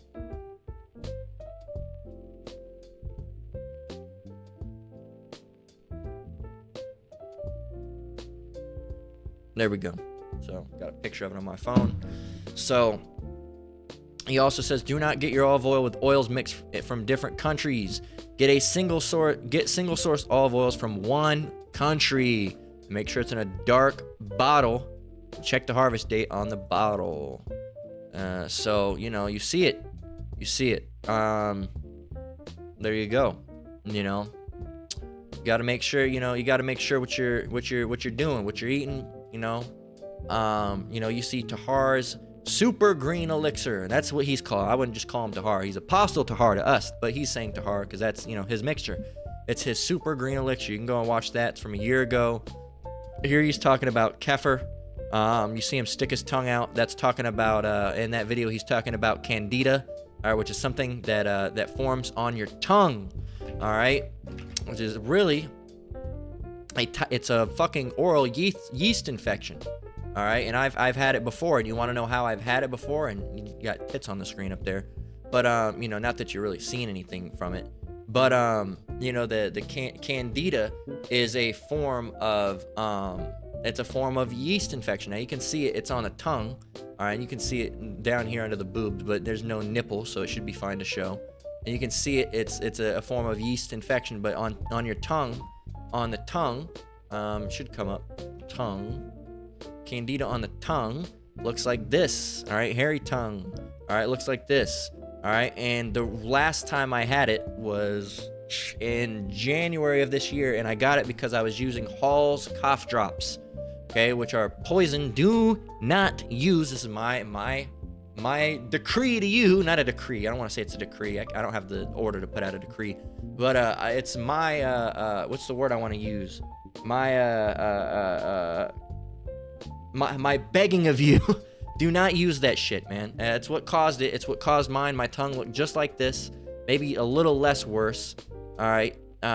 Basically, my tongue looked like that. And I was using Hall's cough drops, okay, the blue ones. Soon as I switched to and I don't like them. That's what we had here, and I was sick, so I didn't want to go out. But I ended up getting Ricola. I had someone go and get Ricola for me, and the ones without sugar. I believe they were with stevia. All right, and like that, it went away in a couple days.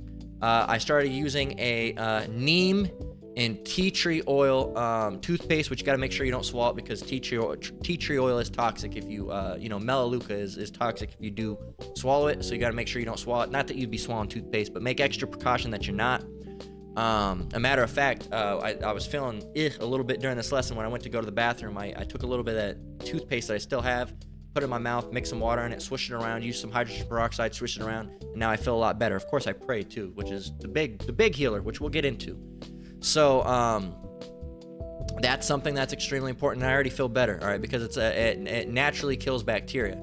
And as soon as I started using, that neem and tea tree oil and switched to stevia non-sugar, because yeast feeds off of sugar, all right, and you women that have yeast infections as well, in the downstairs regions, it's because of the diet of too much sugar.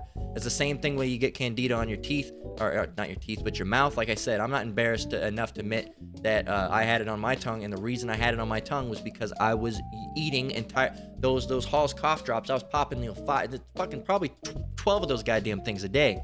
All right, and I always had one in my mouth, and I ended up getting candida because of that, because of the sugar. It was feeding on that.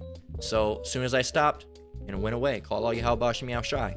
So, and that's why you see, him stick his tongue out, because he talks about, that, in gut health, CFUs, candida. All right, he mentions that. That's a oral thrush. Oral thrush I think is a different thing. It might be the same thing. I think it's a different thing. That's a different thing, but candida is an oral yeast infection. It's the same reason women get it on the vagina, all right, is because their diet consists of high sugar. All right, high sugar. If you ladies are having downstairs, kitty issues, stop eating so much fucking sugar. I guarantee it'll go away. All right, and eat some other health. All right, and pray. All right, pray. Prayer is your first result. Your prayer is your first defense. All right, is prayer. So you see other thing. Apostle Hart talks about health and supplements. All right, liver detox formulas. All right, you see, between, what is this? What's this one? Did I watch this one? You will eat sea bugs and you will love it. All right, I remember that one. That's something different. But that's not a health remedy. That's just what they want you to try to do, these fucking Edomites. So, the excellent sources that you can go and look at. All right. And you saw the elder apostle Gabar, all right, mentioned that he put capsaicin, or not capsaicin, he said cayenne pepper. But cayenne pepper does contain capsaicin. Now, capsaicin is what? Is a chili pepper extract with analgesic properties. It says of a drug acting to relieve pain. So it's a pain reliever, a natural pain reliever, man. So since its discovery, it's been used as a homeopathic remedy to treat burning pain, using the concept of treating like with like, or counter irritant. All right, what is capsaicin benefits? Let's look it up. All right, promote weight loss, reduce inflammation, relieve pain. All right, there's other things that it does too. It's also, heart health. I was gonna say it's good for your heart health, anti-inflammatory. All right, it's pain relieving. You got a headache, eat something hot. All right, it's also really good for the immune system. All right, you see, Issacharite doesn't get as sick as these other nations, or as especially the Edomites. All right, one, the Edomites are being plagued. Two, they don't eat hot. Oh, it's too hot. It's too spicy. But Jake, especially from the Creole, all right, type areas. The bayou areas, like God damn it, Louisiana. All right, New Orleans. All right, as they say. All right, New Orleans. All right, New Orleans, as they say. They eat a lot of the, that spicy Cajun diet, all right, which has a lot of Cajun, seasoning, which is hot peppers, man. Hot peppers, notably cayenne. Put a little bit of cayenne on there, baby. Right, a little bit of that cayenne pepper on there, and it's all Cajun seasoning. It has a shit ton of cayenne. It's like probably one of the first ingredients, man. And you eat that, and hey, you'll feel better, man. So it talks about anti-obesity, effective for neurogenic inflammations, antimicrobial, which it prevents against infections. Anti-TRPV1, something you'd have to look up, not sure what that is.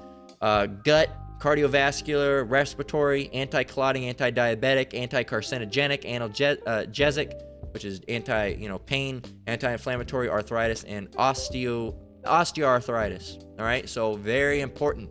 All right, very important. Oh, it burns. Well, it's doing something good. So, that's basically talking about food. So we've talked about food. All right, and so that's we've talked about food now. All right, so now we're gonna deal with herbs. All right, herbs. Now we've gotten diet, we've gotten fabric. All right, now we're gonna get into herbs. All right, we're already approaching the hour and a half mark, but now we're gonna deal with herbs. Okay, and we'll get with prayer. Prayer is like a closing note for us because that's how important that it is. So, and again, these are in no particular order. But prayer is like a closing note for us because it shows you, you know, that you need the Lord for any of this to work. It's all through the Lord. You know, and you know, that's the primary defense is prayer. Okay, so we're gonna get Ecclesiastes 38:4 through 7. It says, "The Lord hath created medicines out of the earth, and he that is wise will not abhor them." What does it mean to abhor something? Abhor means to what? Abhor. Abhor means to regard with disgust or hatred, to detest, to hate. Oh, I don't. Right? You wouldn't hate. You'd be wise. If you're wise, you wouldn't hate those herbs. The Lord hath created medicines out of the earth, and he that is wise will not abhor them. Was not the water made sweet with wood, that the virtue thereof might be known? And he hath given men skill that he might be honored in his marvelous works. All right, there's men that are healers. All right, through the spirit and power of Yahweh Shem Yahushai. We all have traits and things that we're good at, right? And there are men that are healers. Verse 7, "With such doth he heal men and taketh away their pains." With what? The herbs, the medicines out of the earth. And what are these things? These things are different herbs, different things that are in plants, different things in, you know, vegetables, different things in meats. All right, proteins, fibers. All right, and different things, man. And with such, verse 7, "With such doth he heal men and take away their pains." Now, of course, in order to get these benefits, you have to pray. All right, primarily. I've mentioned it before. Now, if you go and take some type of supplement, will it heal you? Yes.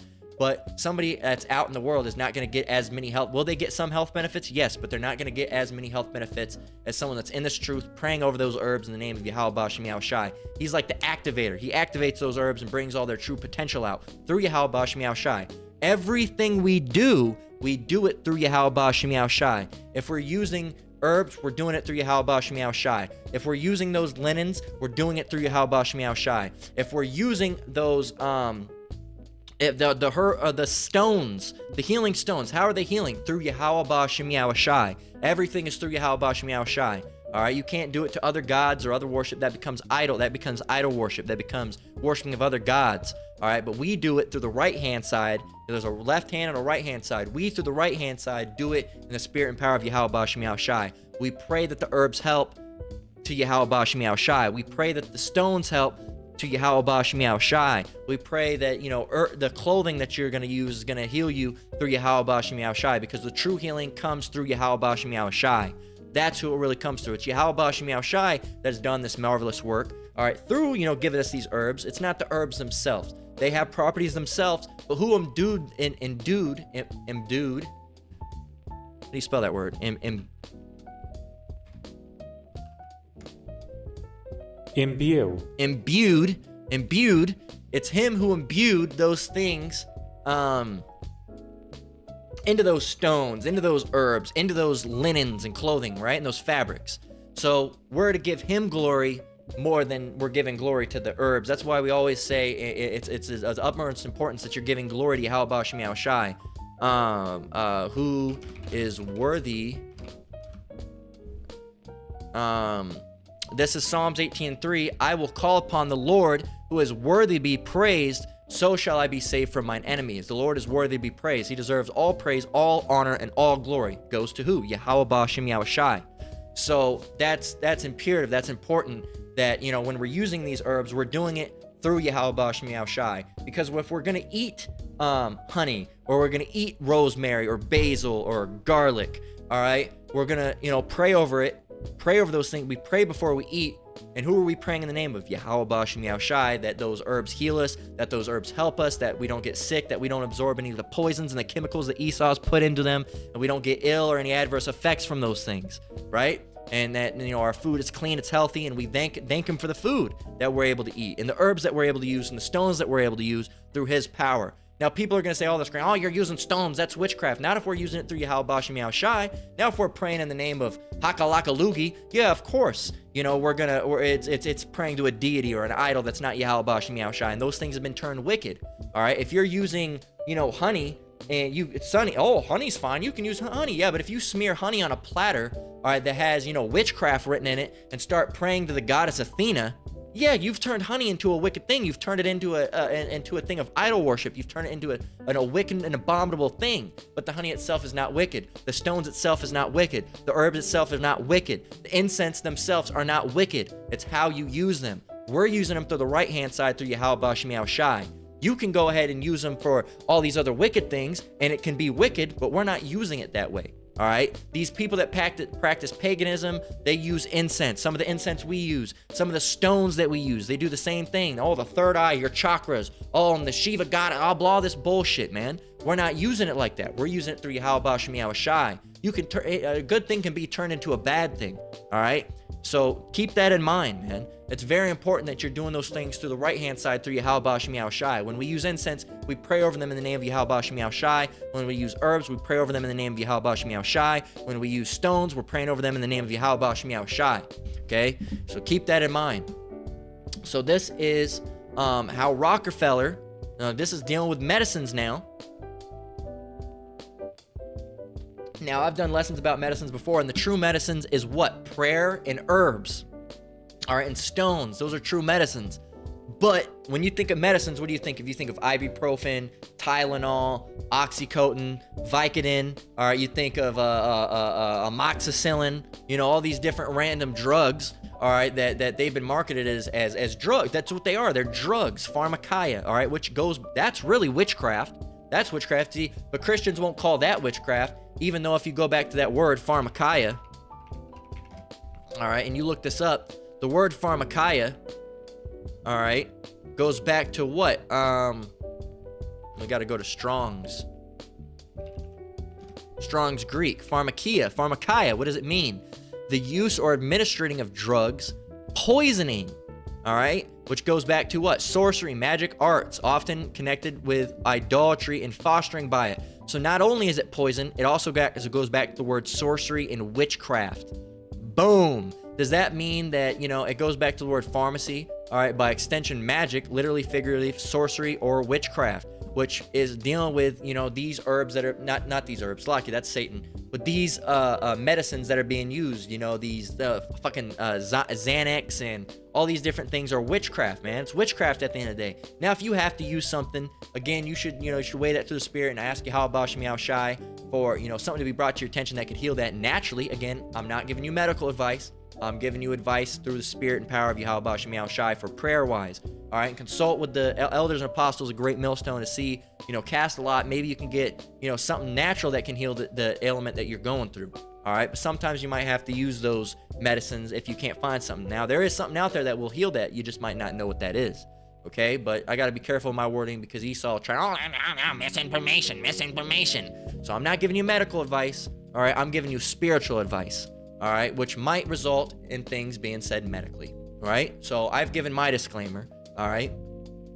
So I'm not a doctor, all right? At the end of the day, I'm just a believer of Yahweh Ba'Shem Yahushai and a teacher of the Bible, okay? That's all that I am, all right? I'm not a medical professional under the license of Esau's hospitals and shit, which are all compromised anyway, and we're gonna get. So the natural herbs are what? The Lord, going back to Ecclesiastes 38:4, to keep this note in the mind before we continue forth, the Lord hath created medicines out of the earth, and he that is wise will not abhor them. Skipping down to verse 7, which such doth he heal men and taketh away their pains. So the modern medicine, how did that come about? How are we into the state with medicines today? Well, let's read it. How Rockefeller, and we know about the Rockefellers and the Vanderbilts and all these, who's the other ones? The Rockefellers, the Vanderbilts, the Rothschilds, right? All these different Illuministic families of the 1948ers, right? Which we'll probably get on them more coming soon. But that's a topic for another day, not dealing with dealing with who they are, but this is about the medicine that they've created, or the lack thereof of medicine, the poisoning, non-healing chemicals of death that they've given as healing. So how Rockefeller created the business of Western medicine. As an alternative medicine practitioner, and these guys are crazy too because they do that acupuncture and dry needling, which you shouldn't be doing acupuncture. But as an alternative medicine and practitioner, I have lots of conversations with patients who are disenchanted with the current Western medicine system. This is how Western medicine or American medicine came to be. It says the disenchantment is both related to the quality of care they receive and also the way in which the business of Western medicine is conducted. This post is a brief historical look at the business of Western medicine. This article will not directly address aspects of patient care. Instead, it will focus on the origins of our current medical business model. It says, as someone who has been practicing medicine for over 10 years, I try to keep an open mind and appreciate both the good and bad that coexist in the Western system. In order to understand our current medical system, it is helpful to take a look back into the history of medicine in America. Bear with me. It says the business story of Western medicine in the modern sense starts with John D. Rockefeller. Rockefeller is widely considered the wealthiest American of all time and the richest person in modern history. Rockefeller is probably the most famous for securing a monopoly on America's oil market. That's very important, America's oil market. But many people haven't heard the rest of the story.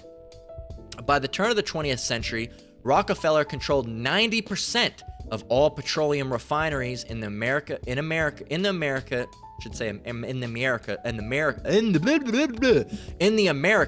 through the ownership of the Standard Oil Corporation, later split into Mobil, Chevron, and Exxon. They're all controlled by him.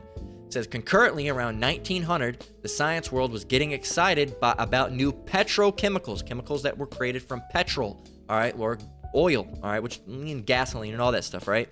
And the ability to create a variety of new compounds from oil. They wanted to make things from oil. Some of the first products derived from petrochemicals were plastics.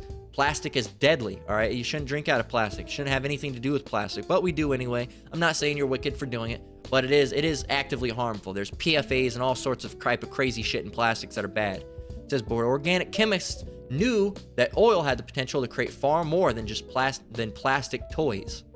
During this same era, early 1900s, scientists were doing groundbreaking work to understand the basic mechanics of life and human health. It was during this time that most of the essential vitamins were discovered, including B1, B2, biotin, vitamin C, vitamin A, vitamin D, etc. By identifying these vitamins, science took a huge step forward and enabled simple vitamin recipes to cure conditions that were caused by vitamin deficiency, such as scurvy and rickets. You wanted to cure scurvy and rickets? Guess what? Have them eat a lemon. Have them eat an orange. Boom. Wipe that out. All right. Their diet was fucked up because they were mostly eating hardtack and other things that didn't have any of those vitamins in it. But when they would eat orange, it would be cured. All right. Shows you herbs, natural herbs. All right. Out of the earth. All right. Medicine's out of the earth. And of course, scientists were also involved in research to recreate synthetic. What does synthetic mean? Synthetic means what? Made by chemical synthesis, especially to imitate a natural product. So they take something natural and they say, fuck that, we don't want that. Let's fake it and make something fake that kind of does the same thing. And what does that do? It's poison. It's chemicals. It's chemicals, man. It's fake. All right. Now, there's certain things you can take that are extracted. All right. Certain vitamin C's are extracted from those vitamins and certain things like that. Or some of them are synthesized that are okay, but you're really better off getting it from the natural herbs, the natural fruits and vegetables, right? It says by identifying, well, no, we already read that. It says to recreate synthetic versions of these vitamins in a lab. Everything's in a lab. GMO, genetically modified organisms, all right? Synthesized foods, all these different things. And that's when people started getting really sick. Was around this time. In 1935, vitamin C became the first vitamin to be artificially synthesized in Switzerland. Rockefeller was smart enough to see this as a big opportunity with the possibility that vitamins and medications could be developed from petroleum. Oh, I have all this petroleum. How can I make people sick by calling this medicine when it's really not? He saw the chance to control and monopolize multiple industries at once: petroleum, chemical, and medical. And of course, petrochemicals were ideal from a business perspective because they could be patented, owned, and sold for high profits. Bear with me. You can't patent vitamin C.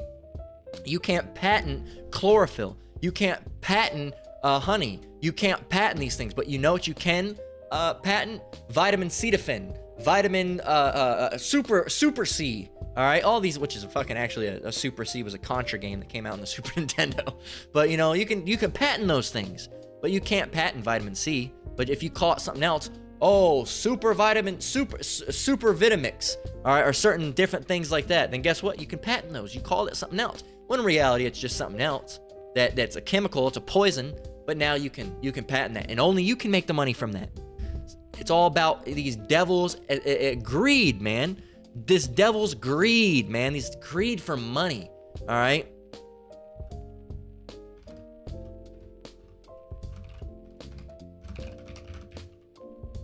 This is Psalms 52:7. Lo, this is the man that made not Yahweh his strength, but trusted in the abundance of his riches and strengthened himself in his wickedness. You know, making sick medicines, all right, that poison you and make you sick. They don't care if they make you sick and kill you. Fuck you. I want the money. That's what they're about, right? And another one, here's another one. They are...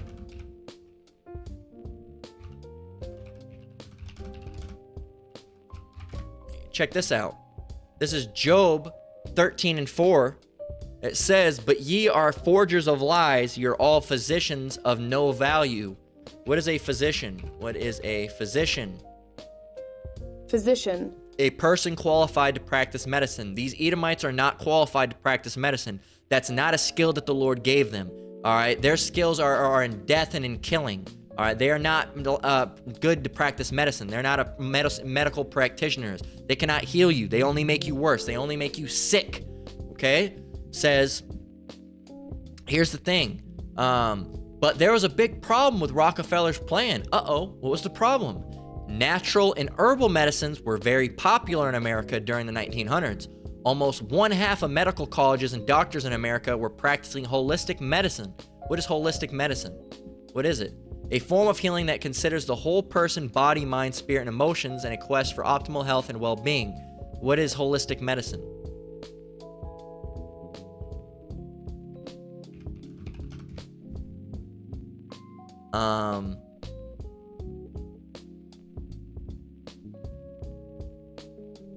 You know, a holistic approach to medicine is a way of healing that prioritizes the well-being of a person.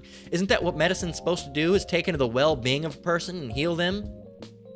Yeah, it is, but not Esau, because they're not healing, they're killing. It says, using extensive knowledge from Europe and Native American traditions. They say Europe, but Europe deals with the medicine that the Moors, probably the knowledge that of medicine that the Moors left, because they were in Europe and all that time. And then Native Americans, of course, who are the Gadites. They got it from us, the so-called Negroes, Latinos, and Native Americans. All right, and now to this day, you see the Chinese. Where who do you think they got that medicine from? Us, but they're one of the only known practitioners of that type of medicine to this day. All right, but Native American medicine's also prominent as well. It says Rockefeller knew that to get total control of the medical industry, he would have to expunge the competition. What does expunge mean? He would have to do what? To erase, to remove, to wipe out, and to delete, all right, the competition. Rockefeller's first move was to use his vast wealth from oil to purchase part of the German pharmaceutical company IG Farben. Look up Farben's involvement in World War II. Now that he controlled a drug manufacturing company, he could move forward with his plan to eliminate the competition. In the early 1900s, there were a variety of doctors and healing modalities in America. Some of the medical specialties included chiropractic, naturopathic, homeopathic, holistic medicine, and herbal medicine. To eliminate the competition, Rockefeller, he hired a contractor named Alexander Flexner, or Slakia, Alexander, wasn't reading right, Abraham Flexner to submit, oops, what in the world?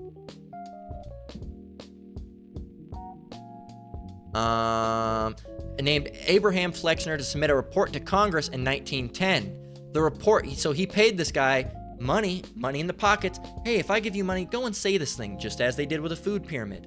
It says, the report concluded that there were too many doctors and medical schools in America, and that natural healing modalities, which existed for 100 years, were unscientific quackery. What is quackery? What does it mean?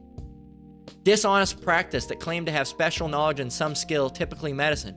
Oh yeah, you know, this is just quackery. It doesn't really work. It doesn't really work. But it's been working for years.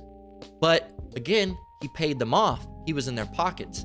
The report called for the standardization of medical education, whereby only the AMA, another monopoly, would be allowed to grant medical school license. So he said, oh man, you know what? These people are using medical healing that the Israelites have been used for all these years. I fucking hate that, man. I'm trying to kill these people. I'm trying to poison them. Okay, I'm going to pay these people to tell these hospitals that this is bad. I'm also going to create a monopoly where I own the business that gives the medical schools license to practice. So if they want to practice, they have to go through me. So they're going to have to use my medicine and not that healing that actually helps them. I want to make them sick and make money off of it. I don't want them to be healed.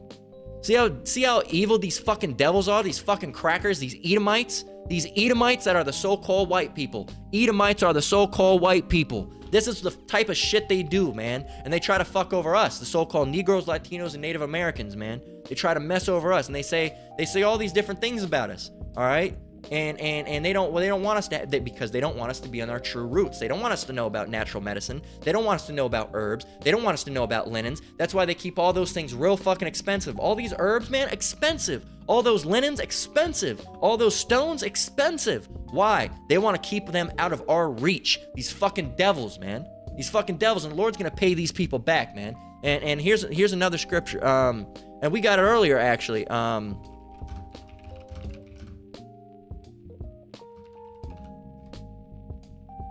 Luke 8 and 17, again, this is Yahushua speaking, red letter, Luke 18 and, Salaki, I'm getting too ahead of myself, I'm getting too excited. Luke 8 and 17, for nothing is secret that shall not be made manifest, neither anything hid that shall not be known and come abroad. We're starting to come back to that spiritual knowledge through Yahweh Shemiah Shai. He's starting to let us know things and uncover these devils, man. That devil's being revealed. All right, and even more so, he's going to reveal the devil in the end days, but it's starting, you're starting to see through the cracks, man. You're starting to see through that wood. It's starting to break down. You're starting to be able to peer through that wood, like when, what was his name? Here's Johnny, in The Shining, where he cracked down. He looked through. We're being able to look through that hole in the wood now and say, oh shit, look at all that stuff on the other side that's been hidden from us, man. And Esau's trying to, oh no, here, don't look at that. Don't look at that. No, that's quackery. That's evil. That's not scientific. Fuck science, man. Science ain't nothing but a bunch of bullshit that's ran by these devils. Who owns these institutions? These Edomites, man. These Edomites. And I wouldn't be surprised if they took this video down. You want to know why? Because they don't want you knowing these type of things. They don't want you to know. They want you in that dumbed down, low level, low vibrational state. So you're dumb.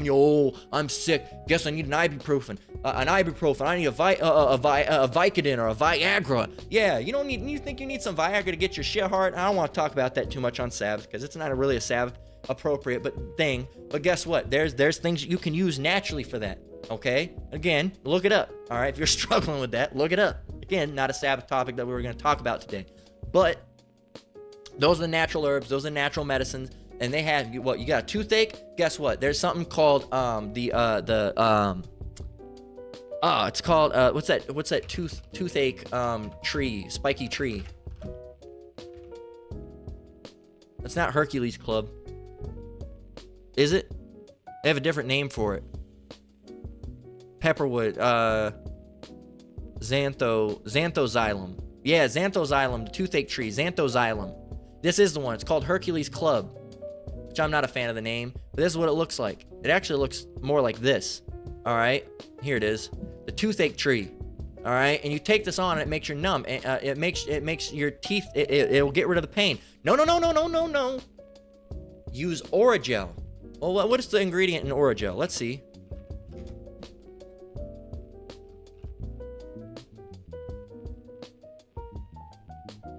Benzocaine. All right, it has benzocaine in it. And if you look at Oragel can cause side effects. It can cause health issues. All right, it can cause health issues. But guess what? Go and use the toothache tree. All right? Toothache tree. All right? All right? And it does what? Tingling. It's also called tingling tongue. Chewing on the leaves, bark, twigs cause a tingling numbness in the mouth. All right? It was used for such medical purposes by Native Americans and early settlers. Who do you think taught those early settlers to treat toothaches because of this? All right, they also have another thing that you can do is Szechuan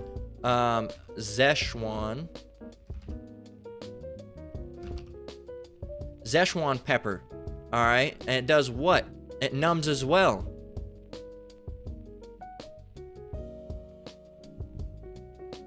Look. Traditional Chinese medicine, xanthoxylum. It's the same ingredient, xanthoxylum, that's in that tree. All right, is a species of plant. It's been used as a herbal remedy. It's used for what? Abdominal pains, toothaches, and eczema. Bam! Oh, but no, that's all scientific quackery. It doesn't exist. It doesn't help at all. Doesn't help at all. All right. If you don't believe that herbs can heal, go into your cupboard right now and get some clove. Start chewing on it. You know what it's gonna do? It's gonna numb your mouth a bit, and it's not gonna be or clove oil is another good thing. Now I imagine this works a little bit better. I'd like to try it. But you know, those things work. Those things work. But no, it doesn't work. Oh, it doesn't work. It doesn't work. Certainly, Flexer's report did have some validated points. No, it doesn't. It's bullshit. It says, but ultimately, the motives for the report were entirely driven by Rockefellers, right? Rockefeller's desire for complete control of the medical system. He wanted it. Why? So he can make people sick and make money off of them. Based on the report, Congress acted upon Flexner's recommendation and changed laws related to medical practice, incredibility. Allopathic medicine became the standard modality, even though at a time the main treatment methods were bloodletting, surgery, quite barbaric at the time, and the injection of toxic heavy metals, supposedly to displace disease. Now that shit's crazy, but yeah, so there's some things that were wrong. It says, with new laws in place, Rockefeller teamed up with Andrew Carnegie to start funding medical schools all over America on the strict condition that they only taught allopathic medicine. What is allopathic medicine? The system which medical doctors and other healthcare professionals treat symptoms and diseases using drugs, radiation, or surgery. Poison. There you go. It's poison, man. It's poison. And you see all these side effects, and they try to tell you with all these different herbs, you know, there's side effects. Yeah, there might be certain side effects, maybe small ones, but guess what? Nothing like, you're not gonna have your fucking asshole isn't gonna fall. Oh, you might have anal seepage. You might have sudden cardiopathic arrhythmia. Blah blah blah blah blah blah blah blah blah blah blah. Maybe not limited to sudden death, cardiac arrest, health issues, breathing issues, lung problems. You might develop cancer spontaneously. AIDS might spontaneously. Like, no, what the fuck is that? I'm not gonna take that. And they make sure to do it fast. Maybe and it's in a font like this big. You know, what the fuck is that? And they make sure to do it real fast and they end the commercial because they don't want you to know about that shit. So they try to say, oh, no, the herbs can do these things. Now, yeah, if you take them in fucking huge quantities, yeah, I'm sure they could fuck you up. But if you use them in moderation, you'll be fine. Through Yahweh Shem Yahweh Shai, he gave you those herbs. With such doth he heal men and taketh away their pains. All right? So, but they don't want you to know those things, man. They do not want you to know those things. It says, through the power of their huge grants, money, giving you money. I'll give you money if you stop teaching this, because I want the control. This power team systematically dismantled the previous circula of these medical schools, removing any mention of healing power of herbs or natural treatments. Teachings on diets and other natural non-drug treatments were also completely removed from medical programs. And that's all we're going to get on that. That's easy, again. This is Ecclesiasticus 12:10. Never trust thine enemy, for like as iron rusteth, so is his wickedness. Don't fucking believe these devils, man. Do not believe these devils. Do not listen to them. Okay? And we just proved that through that, they want to make you sick. They want to hurt you. They want to take away all these natural remedies. And it's even backed in the Bible. It's backed in the Bible. They want to take all these natural remedies and say, oh, no, those don't work. Those don't work. No, use this instead. And they make you sick and you get health issues and you feel ill. You feel ill. Psh, it's bullshit, man. It's a bunch of fucking bullshit. It's a fucking lie. All right. And they took away that. Why? All those medicines were known to work. And why did they take it? Money. They wanted money. Greed. These fucking devils. They're just greed. All right. Bear with me. Hey, Google, turn on my light.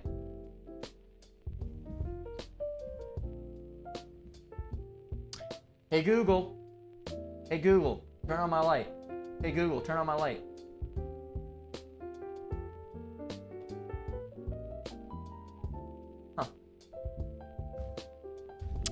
Bear with me. Hey, Google, turn on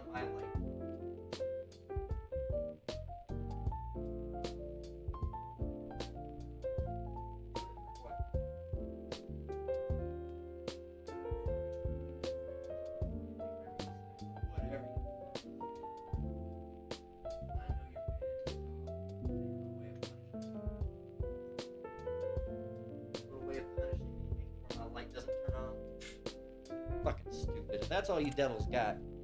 They're real weak. All right. Ugh. Watch, now they'll try to, fuck with the video or lesson or something. That's what they do. They have control, man. They're rooted in all this stuff. They want all that control. They want to control over the medical industry. They want control over your computer. That's why sometimes you'll be in the middle of a lesson, everything was fine. All of a sudden, your mouse will start, the page won't stop loading, your internet will crash. They have all these ways to do these fucking attacks. They're devils. What do you expect them to do? But, hopefully, maybe they'll know that I'm saying that, so they're not gonna fuck with me this lesson. But maybe they'll know that I'm gonna say that, so they're gonna mess with me. See, we can fucking Jedi mind trick you Edomites too, man. All right. So who knows? All right. So this is why you should never trust this devil, man. They're physicians of no value. Their ways are always grievous. Let's go and get that. This is Psalms 10 and 5. His ways are always grievous. We'll actually go from 3.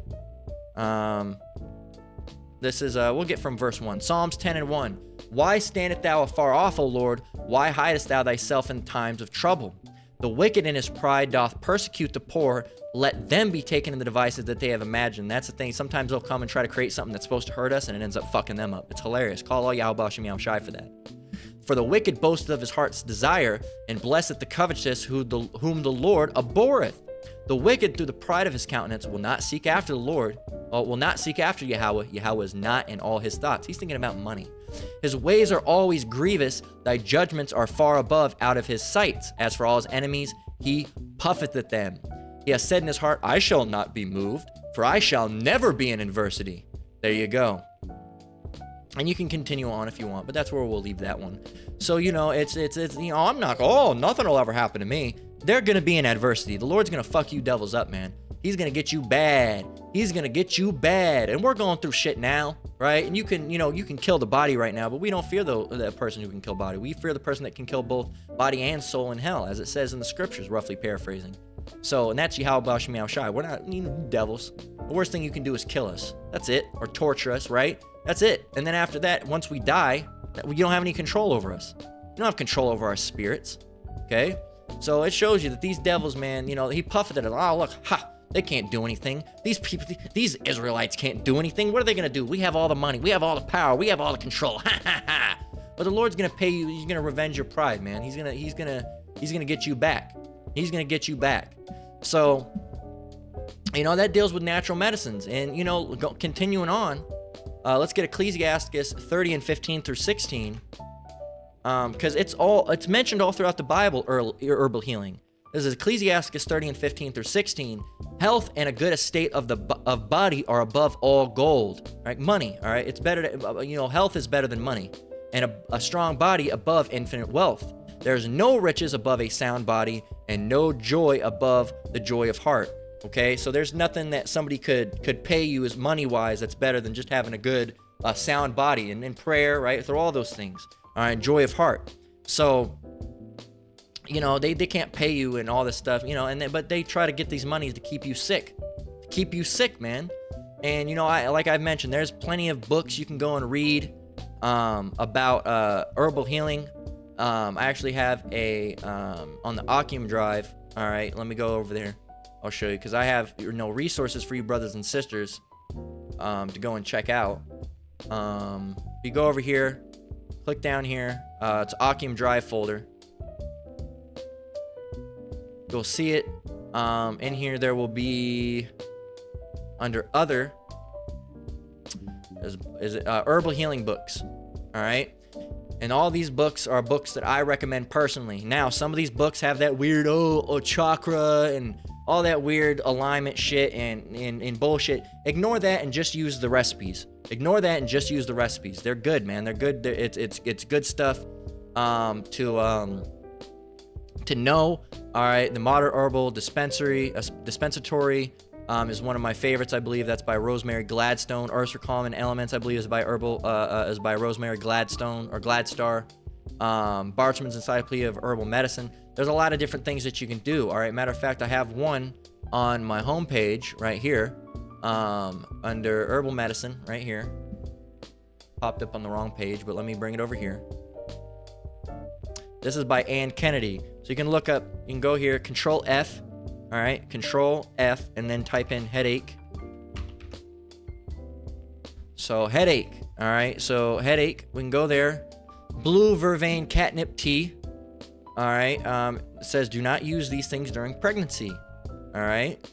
So you got different things. What else? Heartburn. And there's different, different things that you can go and use. All right. If I go to documents,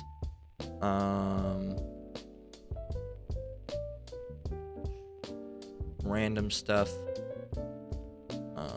books. Here we go. This is all my books and stuff. And a lot of these are up there too. But if you look up, you can go in here and see, I have Bibles saved too. But gemstones, I have books on gemstones and herbal healing. You can go in here, herbs for common ailments. This is by Rosemary Gladstar, I believe. You can go and type in let's see, choose something random. Arthritis. Oops. Arthritis.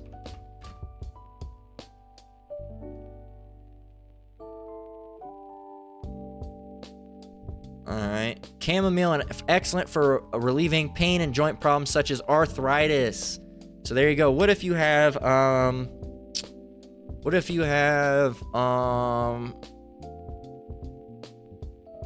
what else? Tooth pain. Toothaches. Okay. What else? What do you have for toothaches? Alright, toothpaste and tooth powders, peppermint. Let's just type in toothache. All right. Tea tree oil. There you go, which I was just using. All right. Insect repellent, cuts, abrasions, warts, cold sores, toothaches. Right. What else do we got? Cinnamon can be used for. Cloves. I just mentioned cloves. What else do we got? Toothache. All right. And it tells you all about these poultices. Different things. Myrrh, clove, essential oil, vodka. Alcohol can do it. Peppermint oil is really good too. See, and you can go and look these things up, and you can go and get these. You can go and get these books. I have them right here.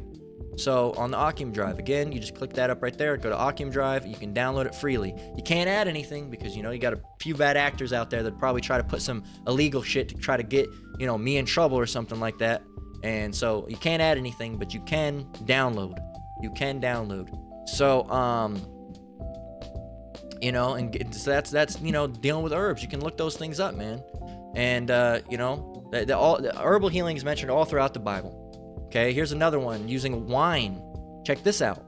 Check this one out. This one's using wine. 1 Timothy 5:23. Drink no longer water, but use a little wine for thy stomach's sake and thine often infirmities. Not only is grapes are they healthy for you, but that fermentation, that alcohol, in certain regards, there's certain alcohols that are just really unhealthy, like whiskey or a certain thing. Vodka is really not that great for you either, but you can use it for tinctures.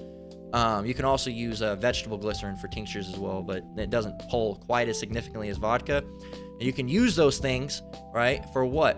For thy stomach's sake and thine often infirmities. What's an infirmity? All right. Let's look infirmity. All right. A condition of being feeble, frailty, disease, a disease. All right. An ailment, a physical weakness or ailment. It will help you. All right. So what's another one? Check this out. And we've proven this one time and time again. This is Isaiah 38:21. It says, for Isaiah has said, let them take a lump of figs and lay it for a plaister upon the boil, and he shall recover. All right. So dealing with that, we talked about Physin. All right. Physin healing. All right. Healing. All right. You looked anti-biofilm, and you can go and look that up, talking about Physin. It's a fig enzyme, could help to fight infection and heal wounds. So, wow, something all the way back then the Bible was accurate? Absolutely, as it is, as all of it is. It's all accurate. All right, but people try to demonize and say, oh, the Bible's not accurate. The Bible's not accurate. But all this history that they're doing is just proving stuff that the Bible's been said for years and years and years.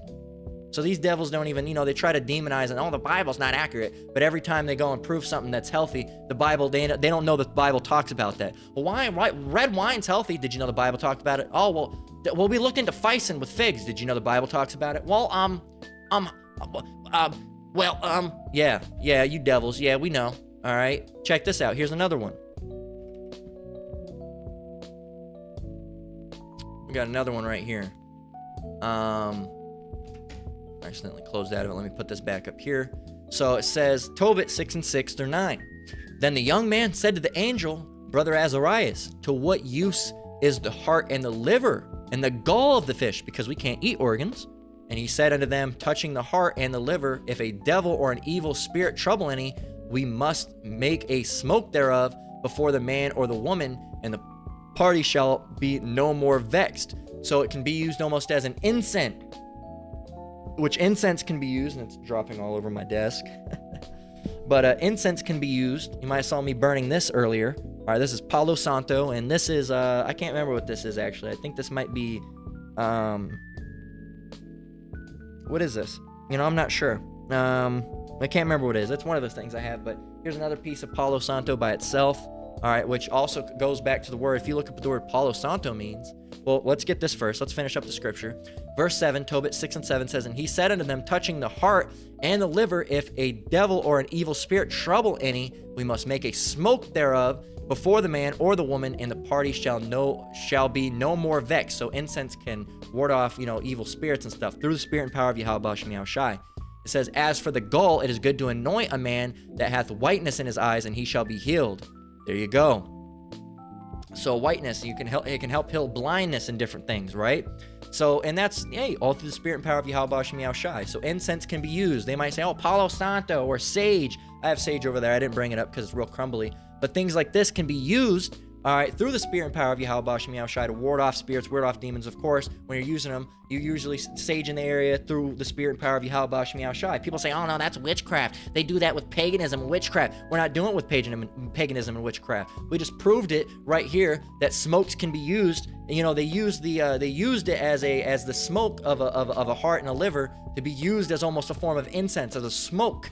All right, to go about to cleanse things. All right, and these can be used as that as well. If you go and look up the word what Palo Santo means, all right, it means holy tree.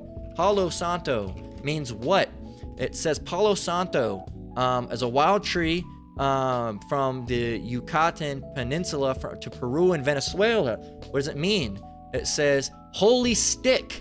All right, in Spanish, Palo Santo, holy stick. Holy stick. All right. This stuff smells great. All right. Matter of fact, I'm going to burn a little bit of it right now. All you got to do is you just take it. Let me actually go clear the top off. It's got kind of carbonized. All right. Black. Clean that off. I usually just use a tissue and just wipe all that ash right off of it. All right. And you come back. You got, a little piece of Palo Santo like this. Of course, I've been using this for months. I don't sage as much as I used to, but something like this will last you quite a while. And you get it in a big pack. You can get it in a big pack. You go and look up Palo Santo. Buy Palo Santo. You can get it. It's like $10 for 20 sticks. You want to make sure you get it from somewhere good. But you can get it. There's actually an Etsy that I recommend. I'm not going to show you it right now because I'm logged into my Etsy. I don't want you getting all my information because I think my government name's up on there. But you just light it, man. That's all you do. All right, and of course, praying over it. All right, which I did earlier, of course, with all my incense. But careful not to get it on you, burn a hole in you. That fucked my shirt up. Hopefully it didn't. But you just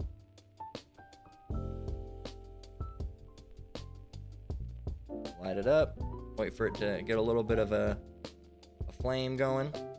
And Palo Santo. When you burn Palo Santo, if it's your brother's, when you do it, when it's your first time doing it, you got to make sure that it's really on fire. It's really getting there because this stuff it really needs to be really hot to get a real good smoke going on it. All right, that's how you and you can see. I'll do the full thing, but you need to get a real good a burn on it for it to really start to smoke, and you already see it kind of teetering out. It doesn't look like so on thing. And then the cool thing is if you get a good piece that's flat like that, you can just actually set it right on the desk. All right, you can just set it right on there. I'll show you on my phone.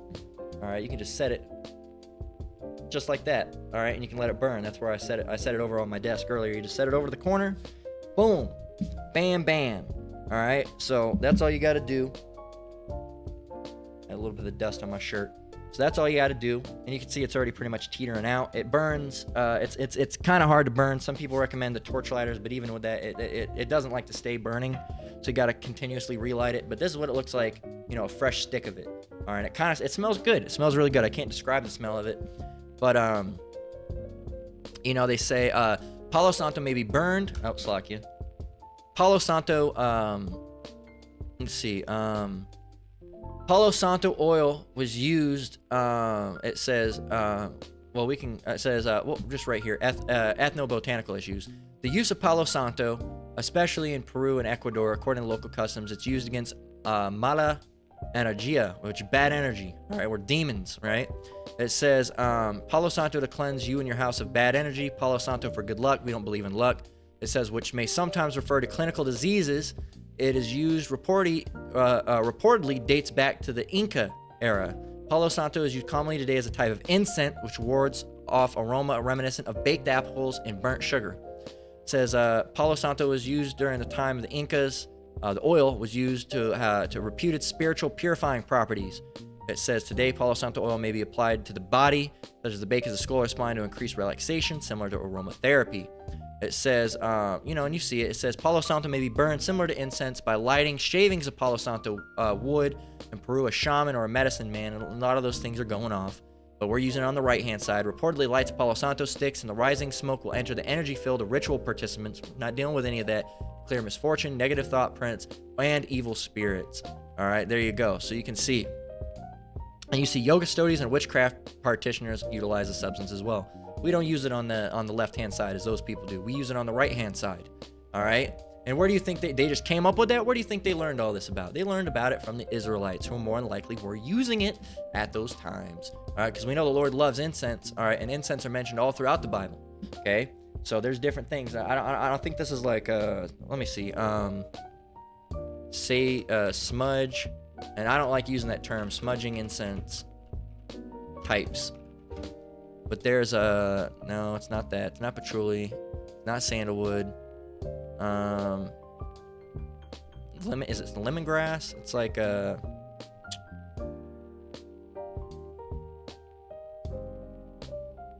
let's see.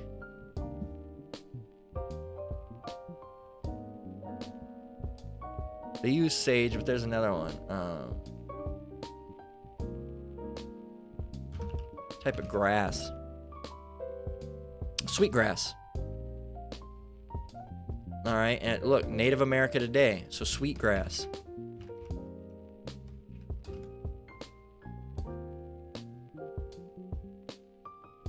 I believe that's what this is. Yeah, that's what it looks like. So you can see, I got it I wanted to try it. This stuff doesn't burn real well. It's really hard to get started to burn. You can see, try to light some.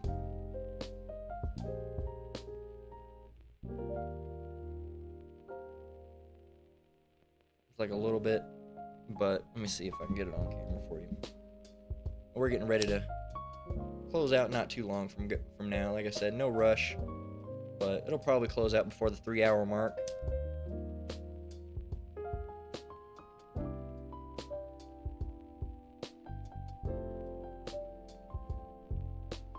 I'm starting to go a little bit.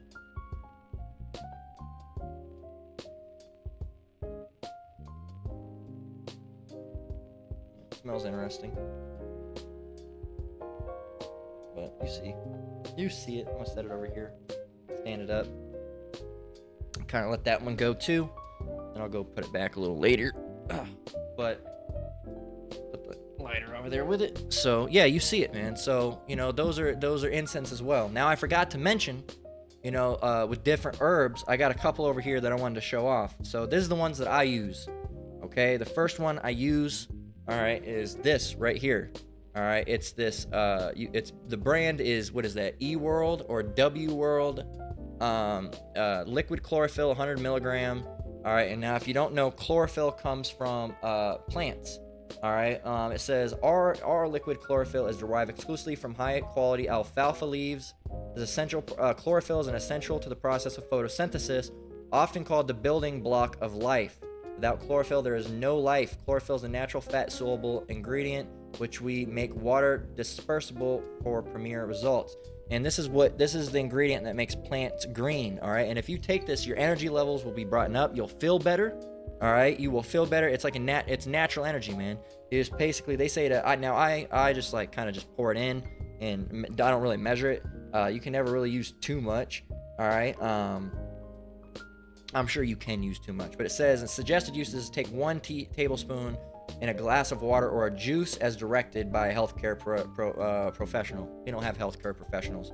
But, this is what I use. The ingredients in here is just isotonic water solution, organically grown alfalfa leaves, and kosher vegetable glycerin, preservative free. That's it. That's all that's in this. It's green, very green. It's good. It's good for you. I try to take it. Sometimes I miss taking it. I actually have some right here that I didn't finish. Of course, like I said, I sometimes use a plastic cup. It's been chilling here. I'm gonna drink some. It's good. Now it has a taste. It does taste kind of like I describe it as like farmy. It kind of tastes goaty. Like, imagine if you looked at a goat on a farm. It tastes how you would imagine a goat would smell. It does have a taste, but this is again using alfalfa. Different sources might taste different. Finish that up. Now, Slakia, I'm kind of backtracking because I forgot on the topic of herbs to not bore them that even we were talking about this. But we're still basically talking about herbs through this, and we have other things we're gonna touch on as well. Another thing, so that's one. Another thing that I use is this. You can get this from Sprouts. This is Sprouts branded bee pollen. All right, 500 milligrams. All right, and this is just, I'll show you one. All right, looks like that. All right, that's all it is. It's a tablet. Now you can either chew this up or you can swallow it like a pill. All right, nothing wrong with swallowing something like a pill. We just don't take, well, I won't say I don't particularly take medicine like that. Not to say that I never would. If I really had to, I probably would if I couldn't find anything else. But I'm not the guy that talked about that. I will suffer a headache instead of taking an ibuprofen because it's bad for your kidneys. Not being holier than thou, I'm just saying that's just me personally. What if you take an ibuprofen? I'm not saying you're wicked. Just there's better ways to go about it. Lavender, capsaicin, all these things can help. I'd be quicker to do that than take an ibuprofen if it was really that bad. So you see this has cellulose, silica, calcium stearate. That's the only thing that's in it, other than the bee pollen, right? It says suggested use: take 1 tablet up to 2 times daily. Now I take 2 tablets, all right, 1 time, all right. Instead of taking it twice daily, I just take it 2 of them every time I take them. Everything I take 2 of. So it says, often referred to as nature's perfect food, bee pollen provides daily support for the immune system, promotes vitality, and can be helpful in maintaining healthy skin. Sprouts bee pollen supplement can be swallowed or dissolved in warm water with honey. All right, and it shows you, it talks about all that, and then we're not evaluated by the Food or Drug Administration. Good. So you can get this. This was expensive. This is about $15 a bottle. You get 100 tablets in it. It's lasted me quite some while. Again, I fell off of my routine using it. Another thing I would recommend right here is this is Nature's Way rosemary leaf. These are vegan capsules. All right, make sure if you're getting capsules that look like this, make sure you're getting ones that are vegan, because a lot of the time they come in gelatin. Now, they can have fish gelatin, which is fine. They can have bovine gelatin, which is fine. A lot of time it's just as gelatin, and that means it's from pork. Of course, we can't have pork, so can't be eating anything like that. All right, now some people say, oh, whatever, that's too deep. Some people eat gelatin, some people don't. I personally don't, because it does come from pork. At the same time, I'm not going to say you're wicked if you're eating gelatin. I'd suggest against it because it does come from pork, but 99% of this, I'll say 90% of the time it comes from pork if it says gelatin. A lot of the time, if it's beef or tilapia, it'll say tilapia or bovine, or it'll say vegetable gelatin, which is like carrageenan and stuff like that. But these ones, open the damn bottle. These ones look like this. All right, they're those clear capsule type things. All right, again, I take 2 of these at the same time I'm taking those 2 bee pollen. Now, another new thing that I've incorporated in my diet is this right here. This is raw honey. Okay, raw honey. When you're getting honey, you want to get raw honey. All right, because the other one, a lot of times, it's just corn syrup and some bullshit. This is raw honey. This is the one I get. I got this at Sprout as well. YS Eco Bee Farms. You can also get local honey. Local honey is really good to get, but a lot of time it's more expensive. As it said, pure, unfiltered, unpasteurized, live enzymes, vitamin, minerals, and all the nutrients are carefully preserved as a whole food, fresh straight from the hive. All they do with it is strain it, get all the dead bees out of it, bam, honey. They don't filtrate it, they don't pasteurize it, which means fucking heating it to where it kills all the bacteria and all the good, even it kills the good bacteria when you're doing all that. And yeah, so you can buy this. This was about $6-7. You can look this up. This is the brand I use. I got it. You know, it looks like this. Smells good. It smells real good. All right, and it's not like regular honey. It's not like regular honey. See, it's not like regular honey at all. You're wondering, oh, what are you doing? It's gonna drip. It's not gonna drip. Matter of fact, you know, Lord willing, it won't drip. I say that because you can never be too sure. You know, you don't want to tempt the Most High with anything, but it won't. It shouldn't drip because it's not like regular honey where they fucked it up and processed it with all this shit. Got a little bit on my hand just then. Onto the pants it goes. So, and what I did with this earlier was I got pecans. All right, and I took the pecans. I got a piece of I got a spoon, and I scooped some of this on it, and I was eating pecans with honey. I tell you what, man, that is damn delicious. All right, those are super delicious to do. Get some pecans and coat them with some of this raw honey. Delicious. All right, highly recommend using raw honey. Tons of benefits. Again, it's mentioned throughout the Bible with Yahushua eating honey. Samson was mentioned eating honey. Honey was part of our natural diet. That's a thing that you should incorporate. Those are just 4 things that I wanted to show you that I use. So there you go, man. And finally, I got this. I asked ChatGPT, I said, what kind of foods did the Israelites eat during the times of Yahushua? Of course, I had to put Christ. And that talks about, fruits and vegetables, grains, wheat, barley, and millet. Fruits and vegetables such as figs, date, and olives and grapes. Meat, lamb and goat. Fish, especially from the Sea of Galilee. Dietary products. Another thing I want to incorporate into my diet is omega-3s, or fish oils. It's just very expensive. Dairy products, cheese, and yogurt. I've been eating a lot of cheese lately. I've been eating cheese on matzos. All right, you can get these things right here. Or matzah, or matzo. All right, it's an unleavened bread eaten by the Jews during the holiday of Passover in commemoration for their exodus of Egypt. This is what they look like. All right, I get a brand from Israel. I'm trying to find the brand that I get. I get it at not Sprouts. I get it at, this is the one, Yehuda Matzos. They come straight from Israel. And I get the salted ones. You can get unsalted. I get the salted ones. If I type in salted, they'll probably come up. Salted matzos. The ones I get are it was that same brand that I showed you earlier. I'm not finding it.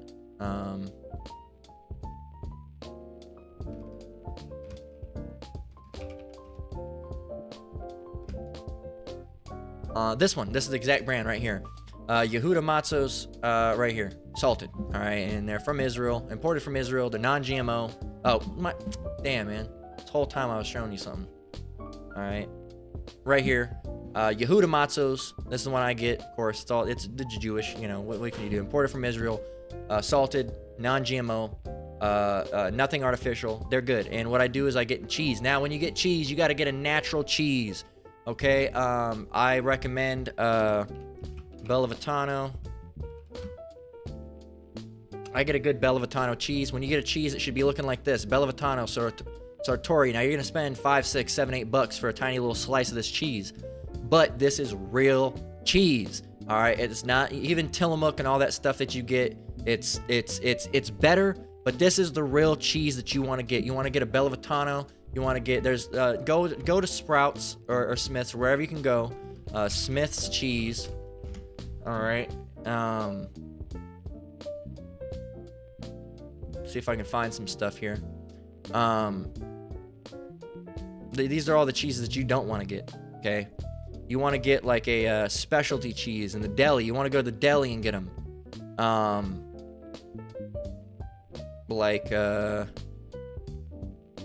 And I wish I could find something. These aren't even the cheeses you want to get.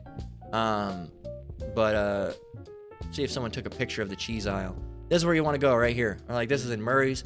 This is the aisle. This is what it looks like in my local Sprouts that I go to, in the deli aisle.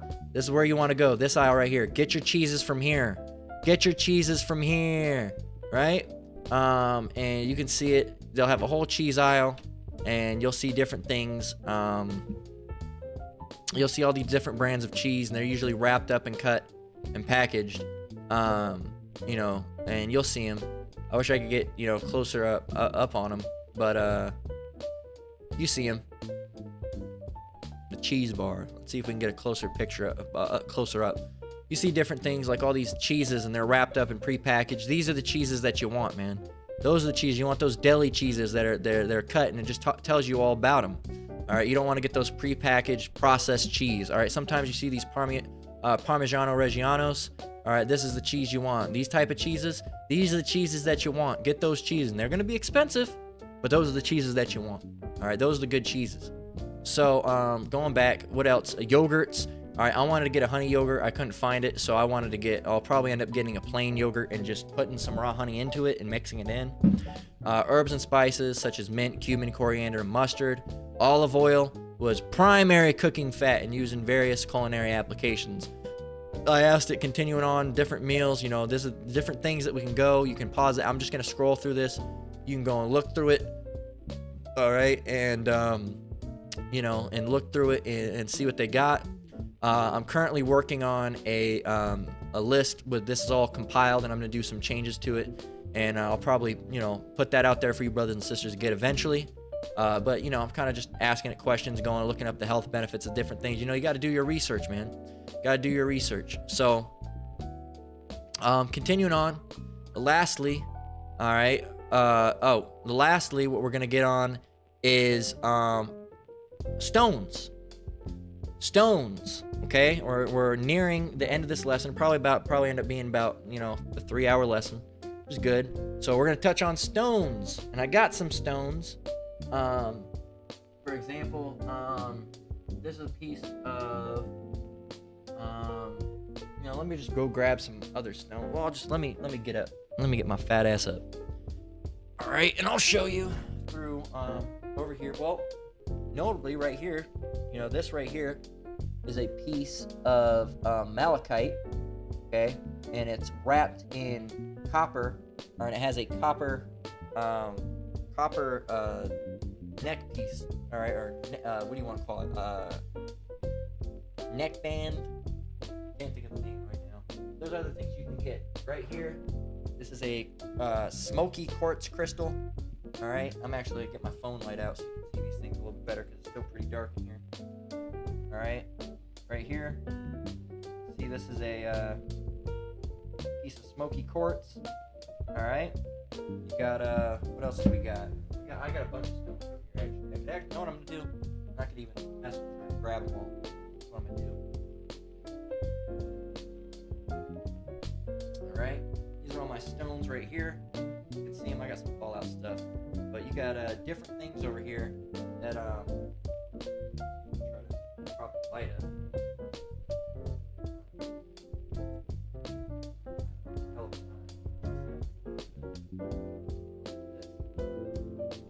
Yeah, that works. So right here, this is a piece of red tiger's eye. This is a piece of selenite, or selenite. This is a piece of amethyst. All right, black onyx, I believe. This is a type of jasper. I can't remember what type of jasper it is.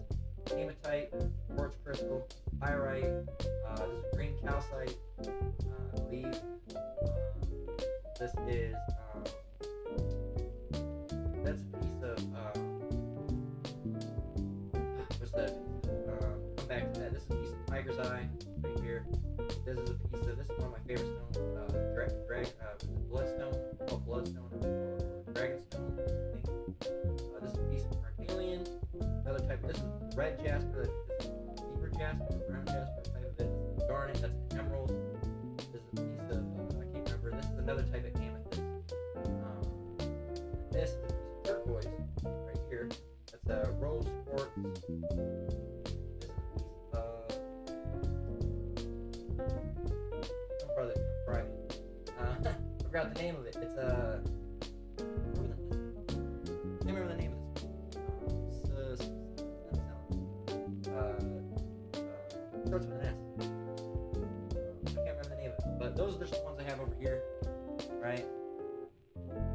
those are the ones that I have over here, over by the desk.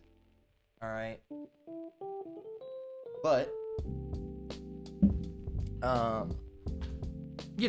so those are stones. Am I wicked for having those stones? No. Do I worship those stones? No. Can they be used for healing? Absolutely. Through the spirit and power of Yahweh Shem Yahushai.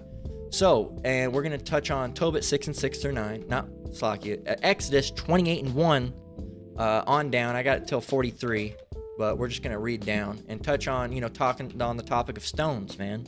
On the topic of stones. So, let's go over there and get it. Grab a drink while we're at it.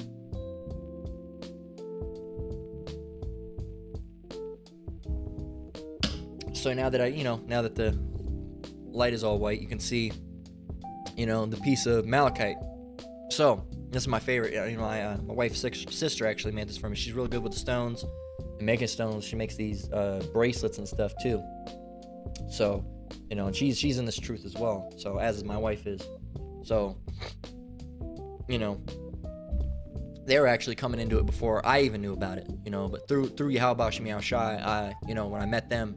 When I met my wife, she ended up getting into it, and then she started telling me about it. And then, I was like, oh, wow. I slowly, gradually, came to the truth.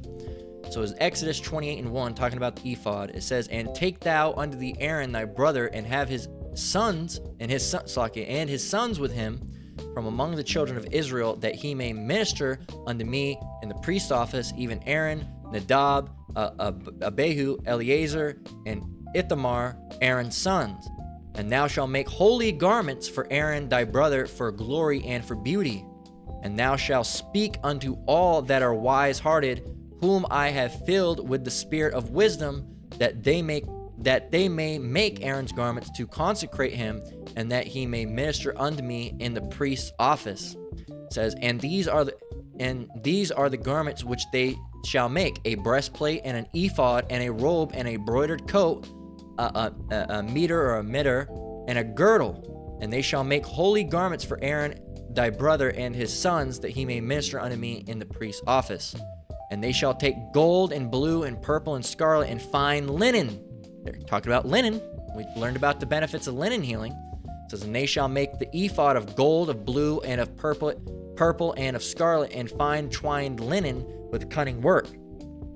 And it shall have the two shoulder pieces thereof joined at the edges thereof, and so it shall be joined together. And the curious girdle of the ephod which is upon it shall be of the same, according to the work thereof, even of gold, of blue, and purple, and scarlet, and fine twined linen. And thou shalt take 2 onyx stones, and grave them on the names of the children of Israel, 6 of their names on one stone, and the other 6 names on the rest of the other stone, according to their birth. With the work of an engraver in stone, like the engravings of a signet, shalt thou engrave the 2 stones with the names of the children of Israel. Thou shalt make them to be set on ouches of gold, and gold's healing as well. And onyx, so they are mentioned onyx, which is right here. If I get a piece of it, right here. This is onyx. All right, I believe this is a piece of onyx. There's other black stones. I believe this is a piece of onyx. I'm pretty sure this is a piece of onyx. Okay, so right there, that's onyx.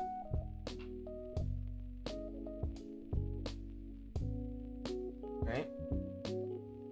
It says, and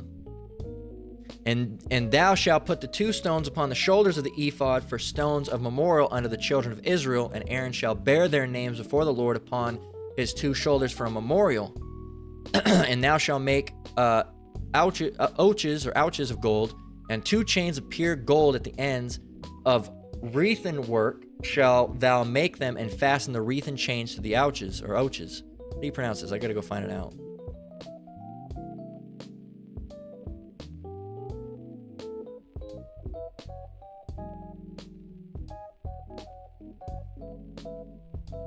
Ouches.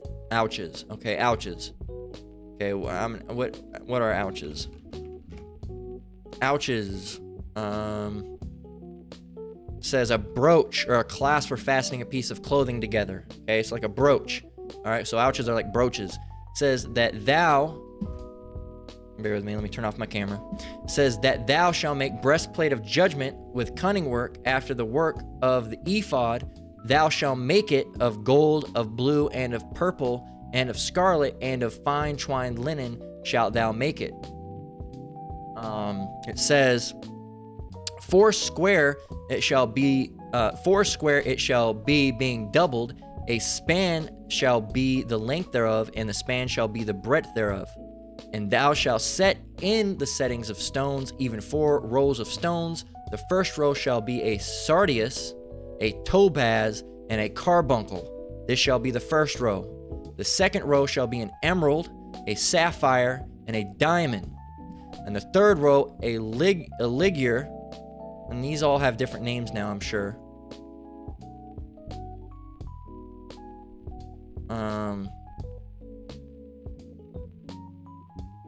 Perhaps a lapis lazuli or a sapphire. I guess they don't quite know. It says, in the fourth row, a beryl and an onyx and a jasper.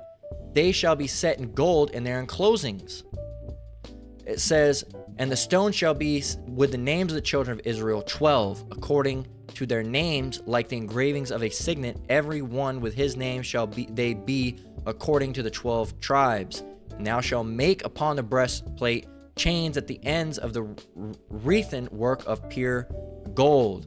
All right, so there you go. It talks about stones being used. All right, now, does it mention that they're necessarily healing? No, but they are. All right, through the spirit power of Yahweh Shemi Shai, they are.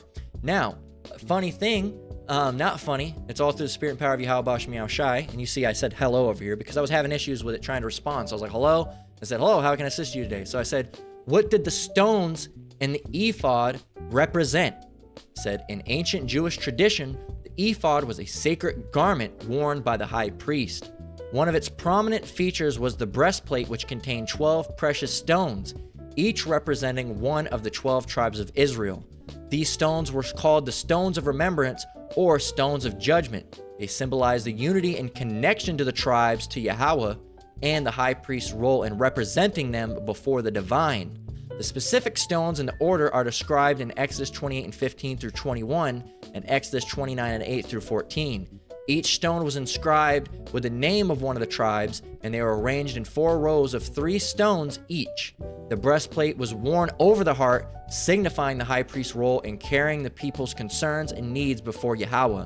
The stones were not only symbolic, but also had practical significance. According to Jewish tradition, they were believed to possess mystical properties and could be used for divination or seeking guidance from Yahweh. However, the exact nature and significance of these properties are subject to interpretation and debate among scholars and theologians. Now, some people say, all divination's witchcraft. Divination's witchcraft. All right, if you look up divination, it tries to liken it to witchcraft. All right, occultic religion or practice. Now, there are some types of divination that are wicked. All right, for example, tarot cards. Now, there are certain things that are spiritual that they classify as divination that are not. All right.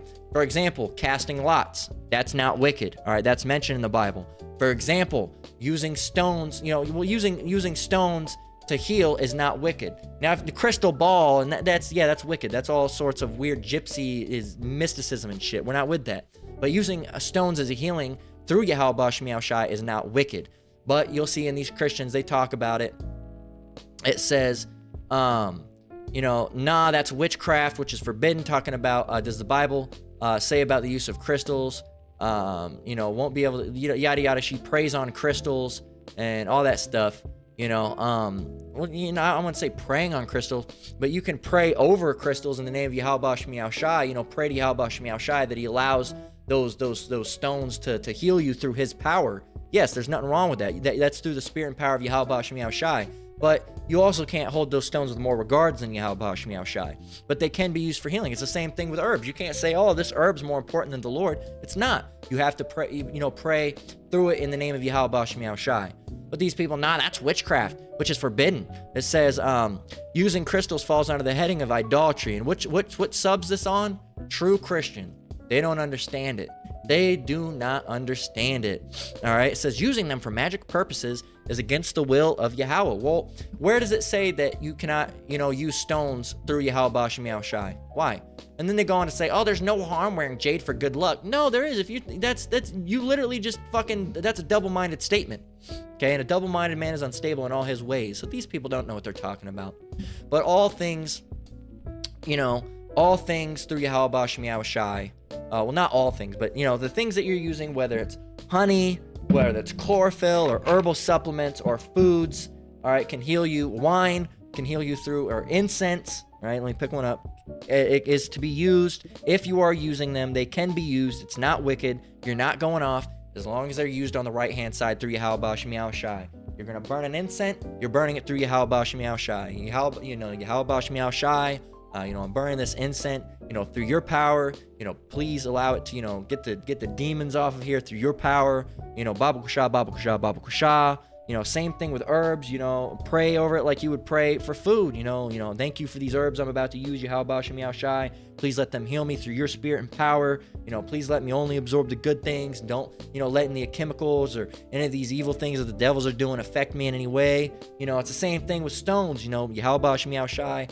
Please allow these stones, through your spirit and power to heal me through your power. It's all through Yahweh Bashem Yahushai. That's the big thing. Have you noticed? Whether it's incense, who's the activator? Yahweh Bashem Yahushai. The honey, who's the activator? Yahweh Bashem Yahushai. The herbs, who's the activator? Yahweh Bashem Yahushai. The stones, who's the activator? Who are you praying to? Yahweh Bashem Yahushai. You're not praying, oh God of onyx and sapphire. No, you're praying to Yahweh Bashem Yahushai. So it's not wicked through Yahweh Bashem Yahushai. You're gonna have some bug out, Jacob. What if I smoke weed? Can I smoke weed in the name of Yahweh Bashem Yahushai? No, you can't, because that's inherently wicked. But using herbs, all right, using incense and using stones, which are natural things, the Lord gave us these natural things to use, is not wicked. It's not wicked, man. All right, but if you can receive it, receive it. If you can't, you can't. Some of these people just can't receive it, man. Let me fix this. Some of those people just can't receive that these things are through Yahweh Bashem Yahushai. Okay, so does it make you wicked if you use linen? They probably use linen in some type of witchcraft practice. Are you wicked if you wear linen? No. All right, but if you're wearing linen because you're wearing it to be a sacrifice unto Satan or whatever, like unto Baal or Molech, yeah, that's wicked. Okay, just like those stones, nothing's wrong with them. But if I put incense over there and started, trying to speak in tongues, it's like and all this different type of dumb shit, and then I was praying over the name of Molech, and it would become a wicked thing because they would be made unto an idol. All right, they are only being activated through the spirit and power of Yahweh Bashem Yahushai. Don't try to go too deep with things. Yahweh Bashem Yahushai at the end of the day is the one who's healing. He's the one who's healing us through the honey. He's the one who's healing us through the rosemary. He's the one who's healing us through the bee pollen and the chlorophyll and the incense and the stones and the prayer. He's the one that's healing us. He is the one that's healing us. Let's get Deuteronomy 32 and 39. Let's get it. And we're nearing the end of this lesson. All right, right around almost that 3-hour mark. Deuteronomy 32 and 39. See now that I, even I, am He, and there is no God with me. Just the Lord doing it. I kill and I make alive. Well, I thought Satan killed. Nope, the Lord does. I kill and I make alive. I wound and I heal. Neither is there any that can deliver out of my hand. So the Lord's the one that wounds. The Lord is the one that heals. Nobody can deliver you out of His hand except the Lord Himself. All right? He wounds, He heals. Okay, so you pray over your food, you pray over your herbs, you pray over whatever stone you're using. If you're using a stone, why is it going to heal you? For who? Who would be who made this? Who made this? Yahweh Bashem Yahushai. Who put this stone here? Yahweh Bashem Yahushai. Who put this copper in the earth? Yahweh Bashem Yahushai. Who put this sweet grass in the earth? Yahweh Bashem Yahushai. What about the Palo Santo? Who put this in the earth? Yahweh Bashem Yahushai. All right? Who put the rosemary in the earth? Yahweh Bashem Yahushai. Who put chlorophyll in plants? Yahweh Bashem Yahushai. What about the honey? And Jake can try to always twist it and make it into something to wicked. They'll say, oh, well, the Lord put pork here. Well, no, He said not to eat it. All right, He didn't say that you can't use incense. He didn't say you couldn't use stones. Where does it say you can't use stones praying over it in the name of Yahweh Bashem Yahushai? Who says you can't use honey? Who said that?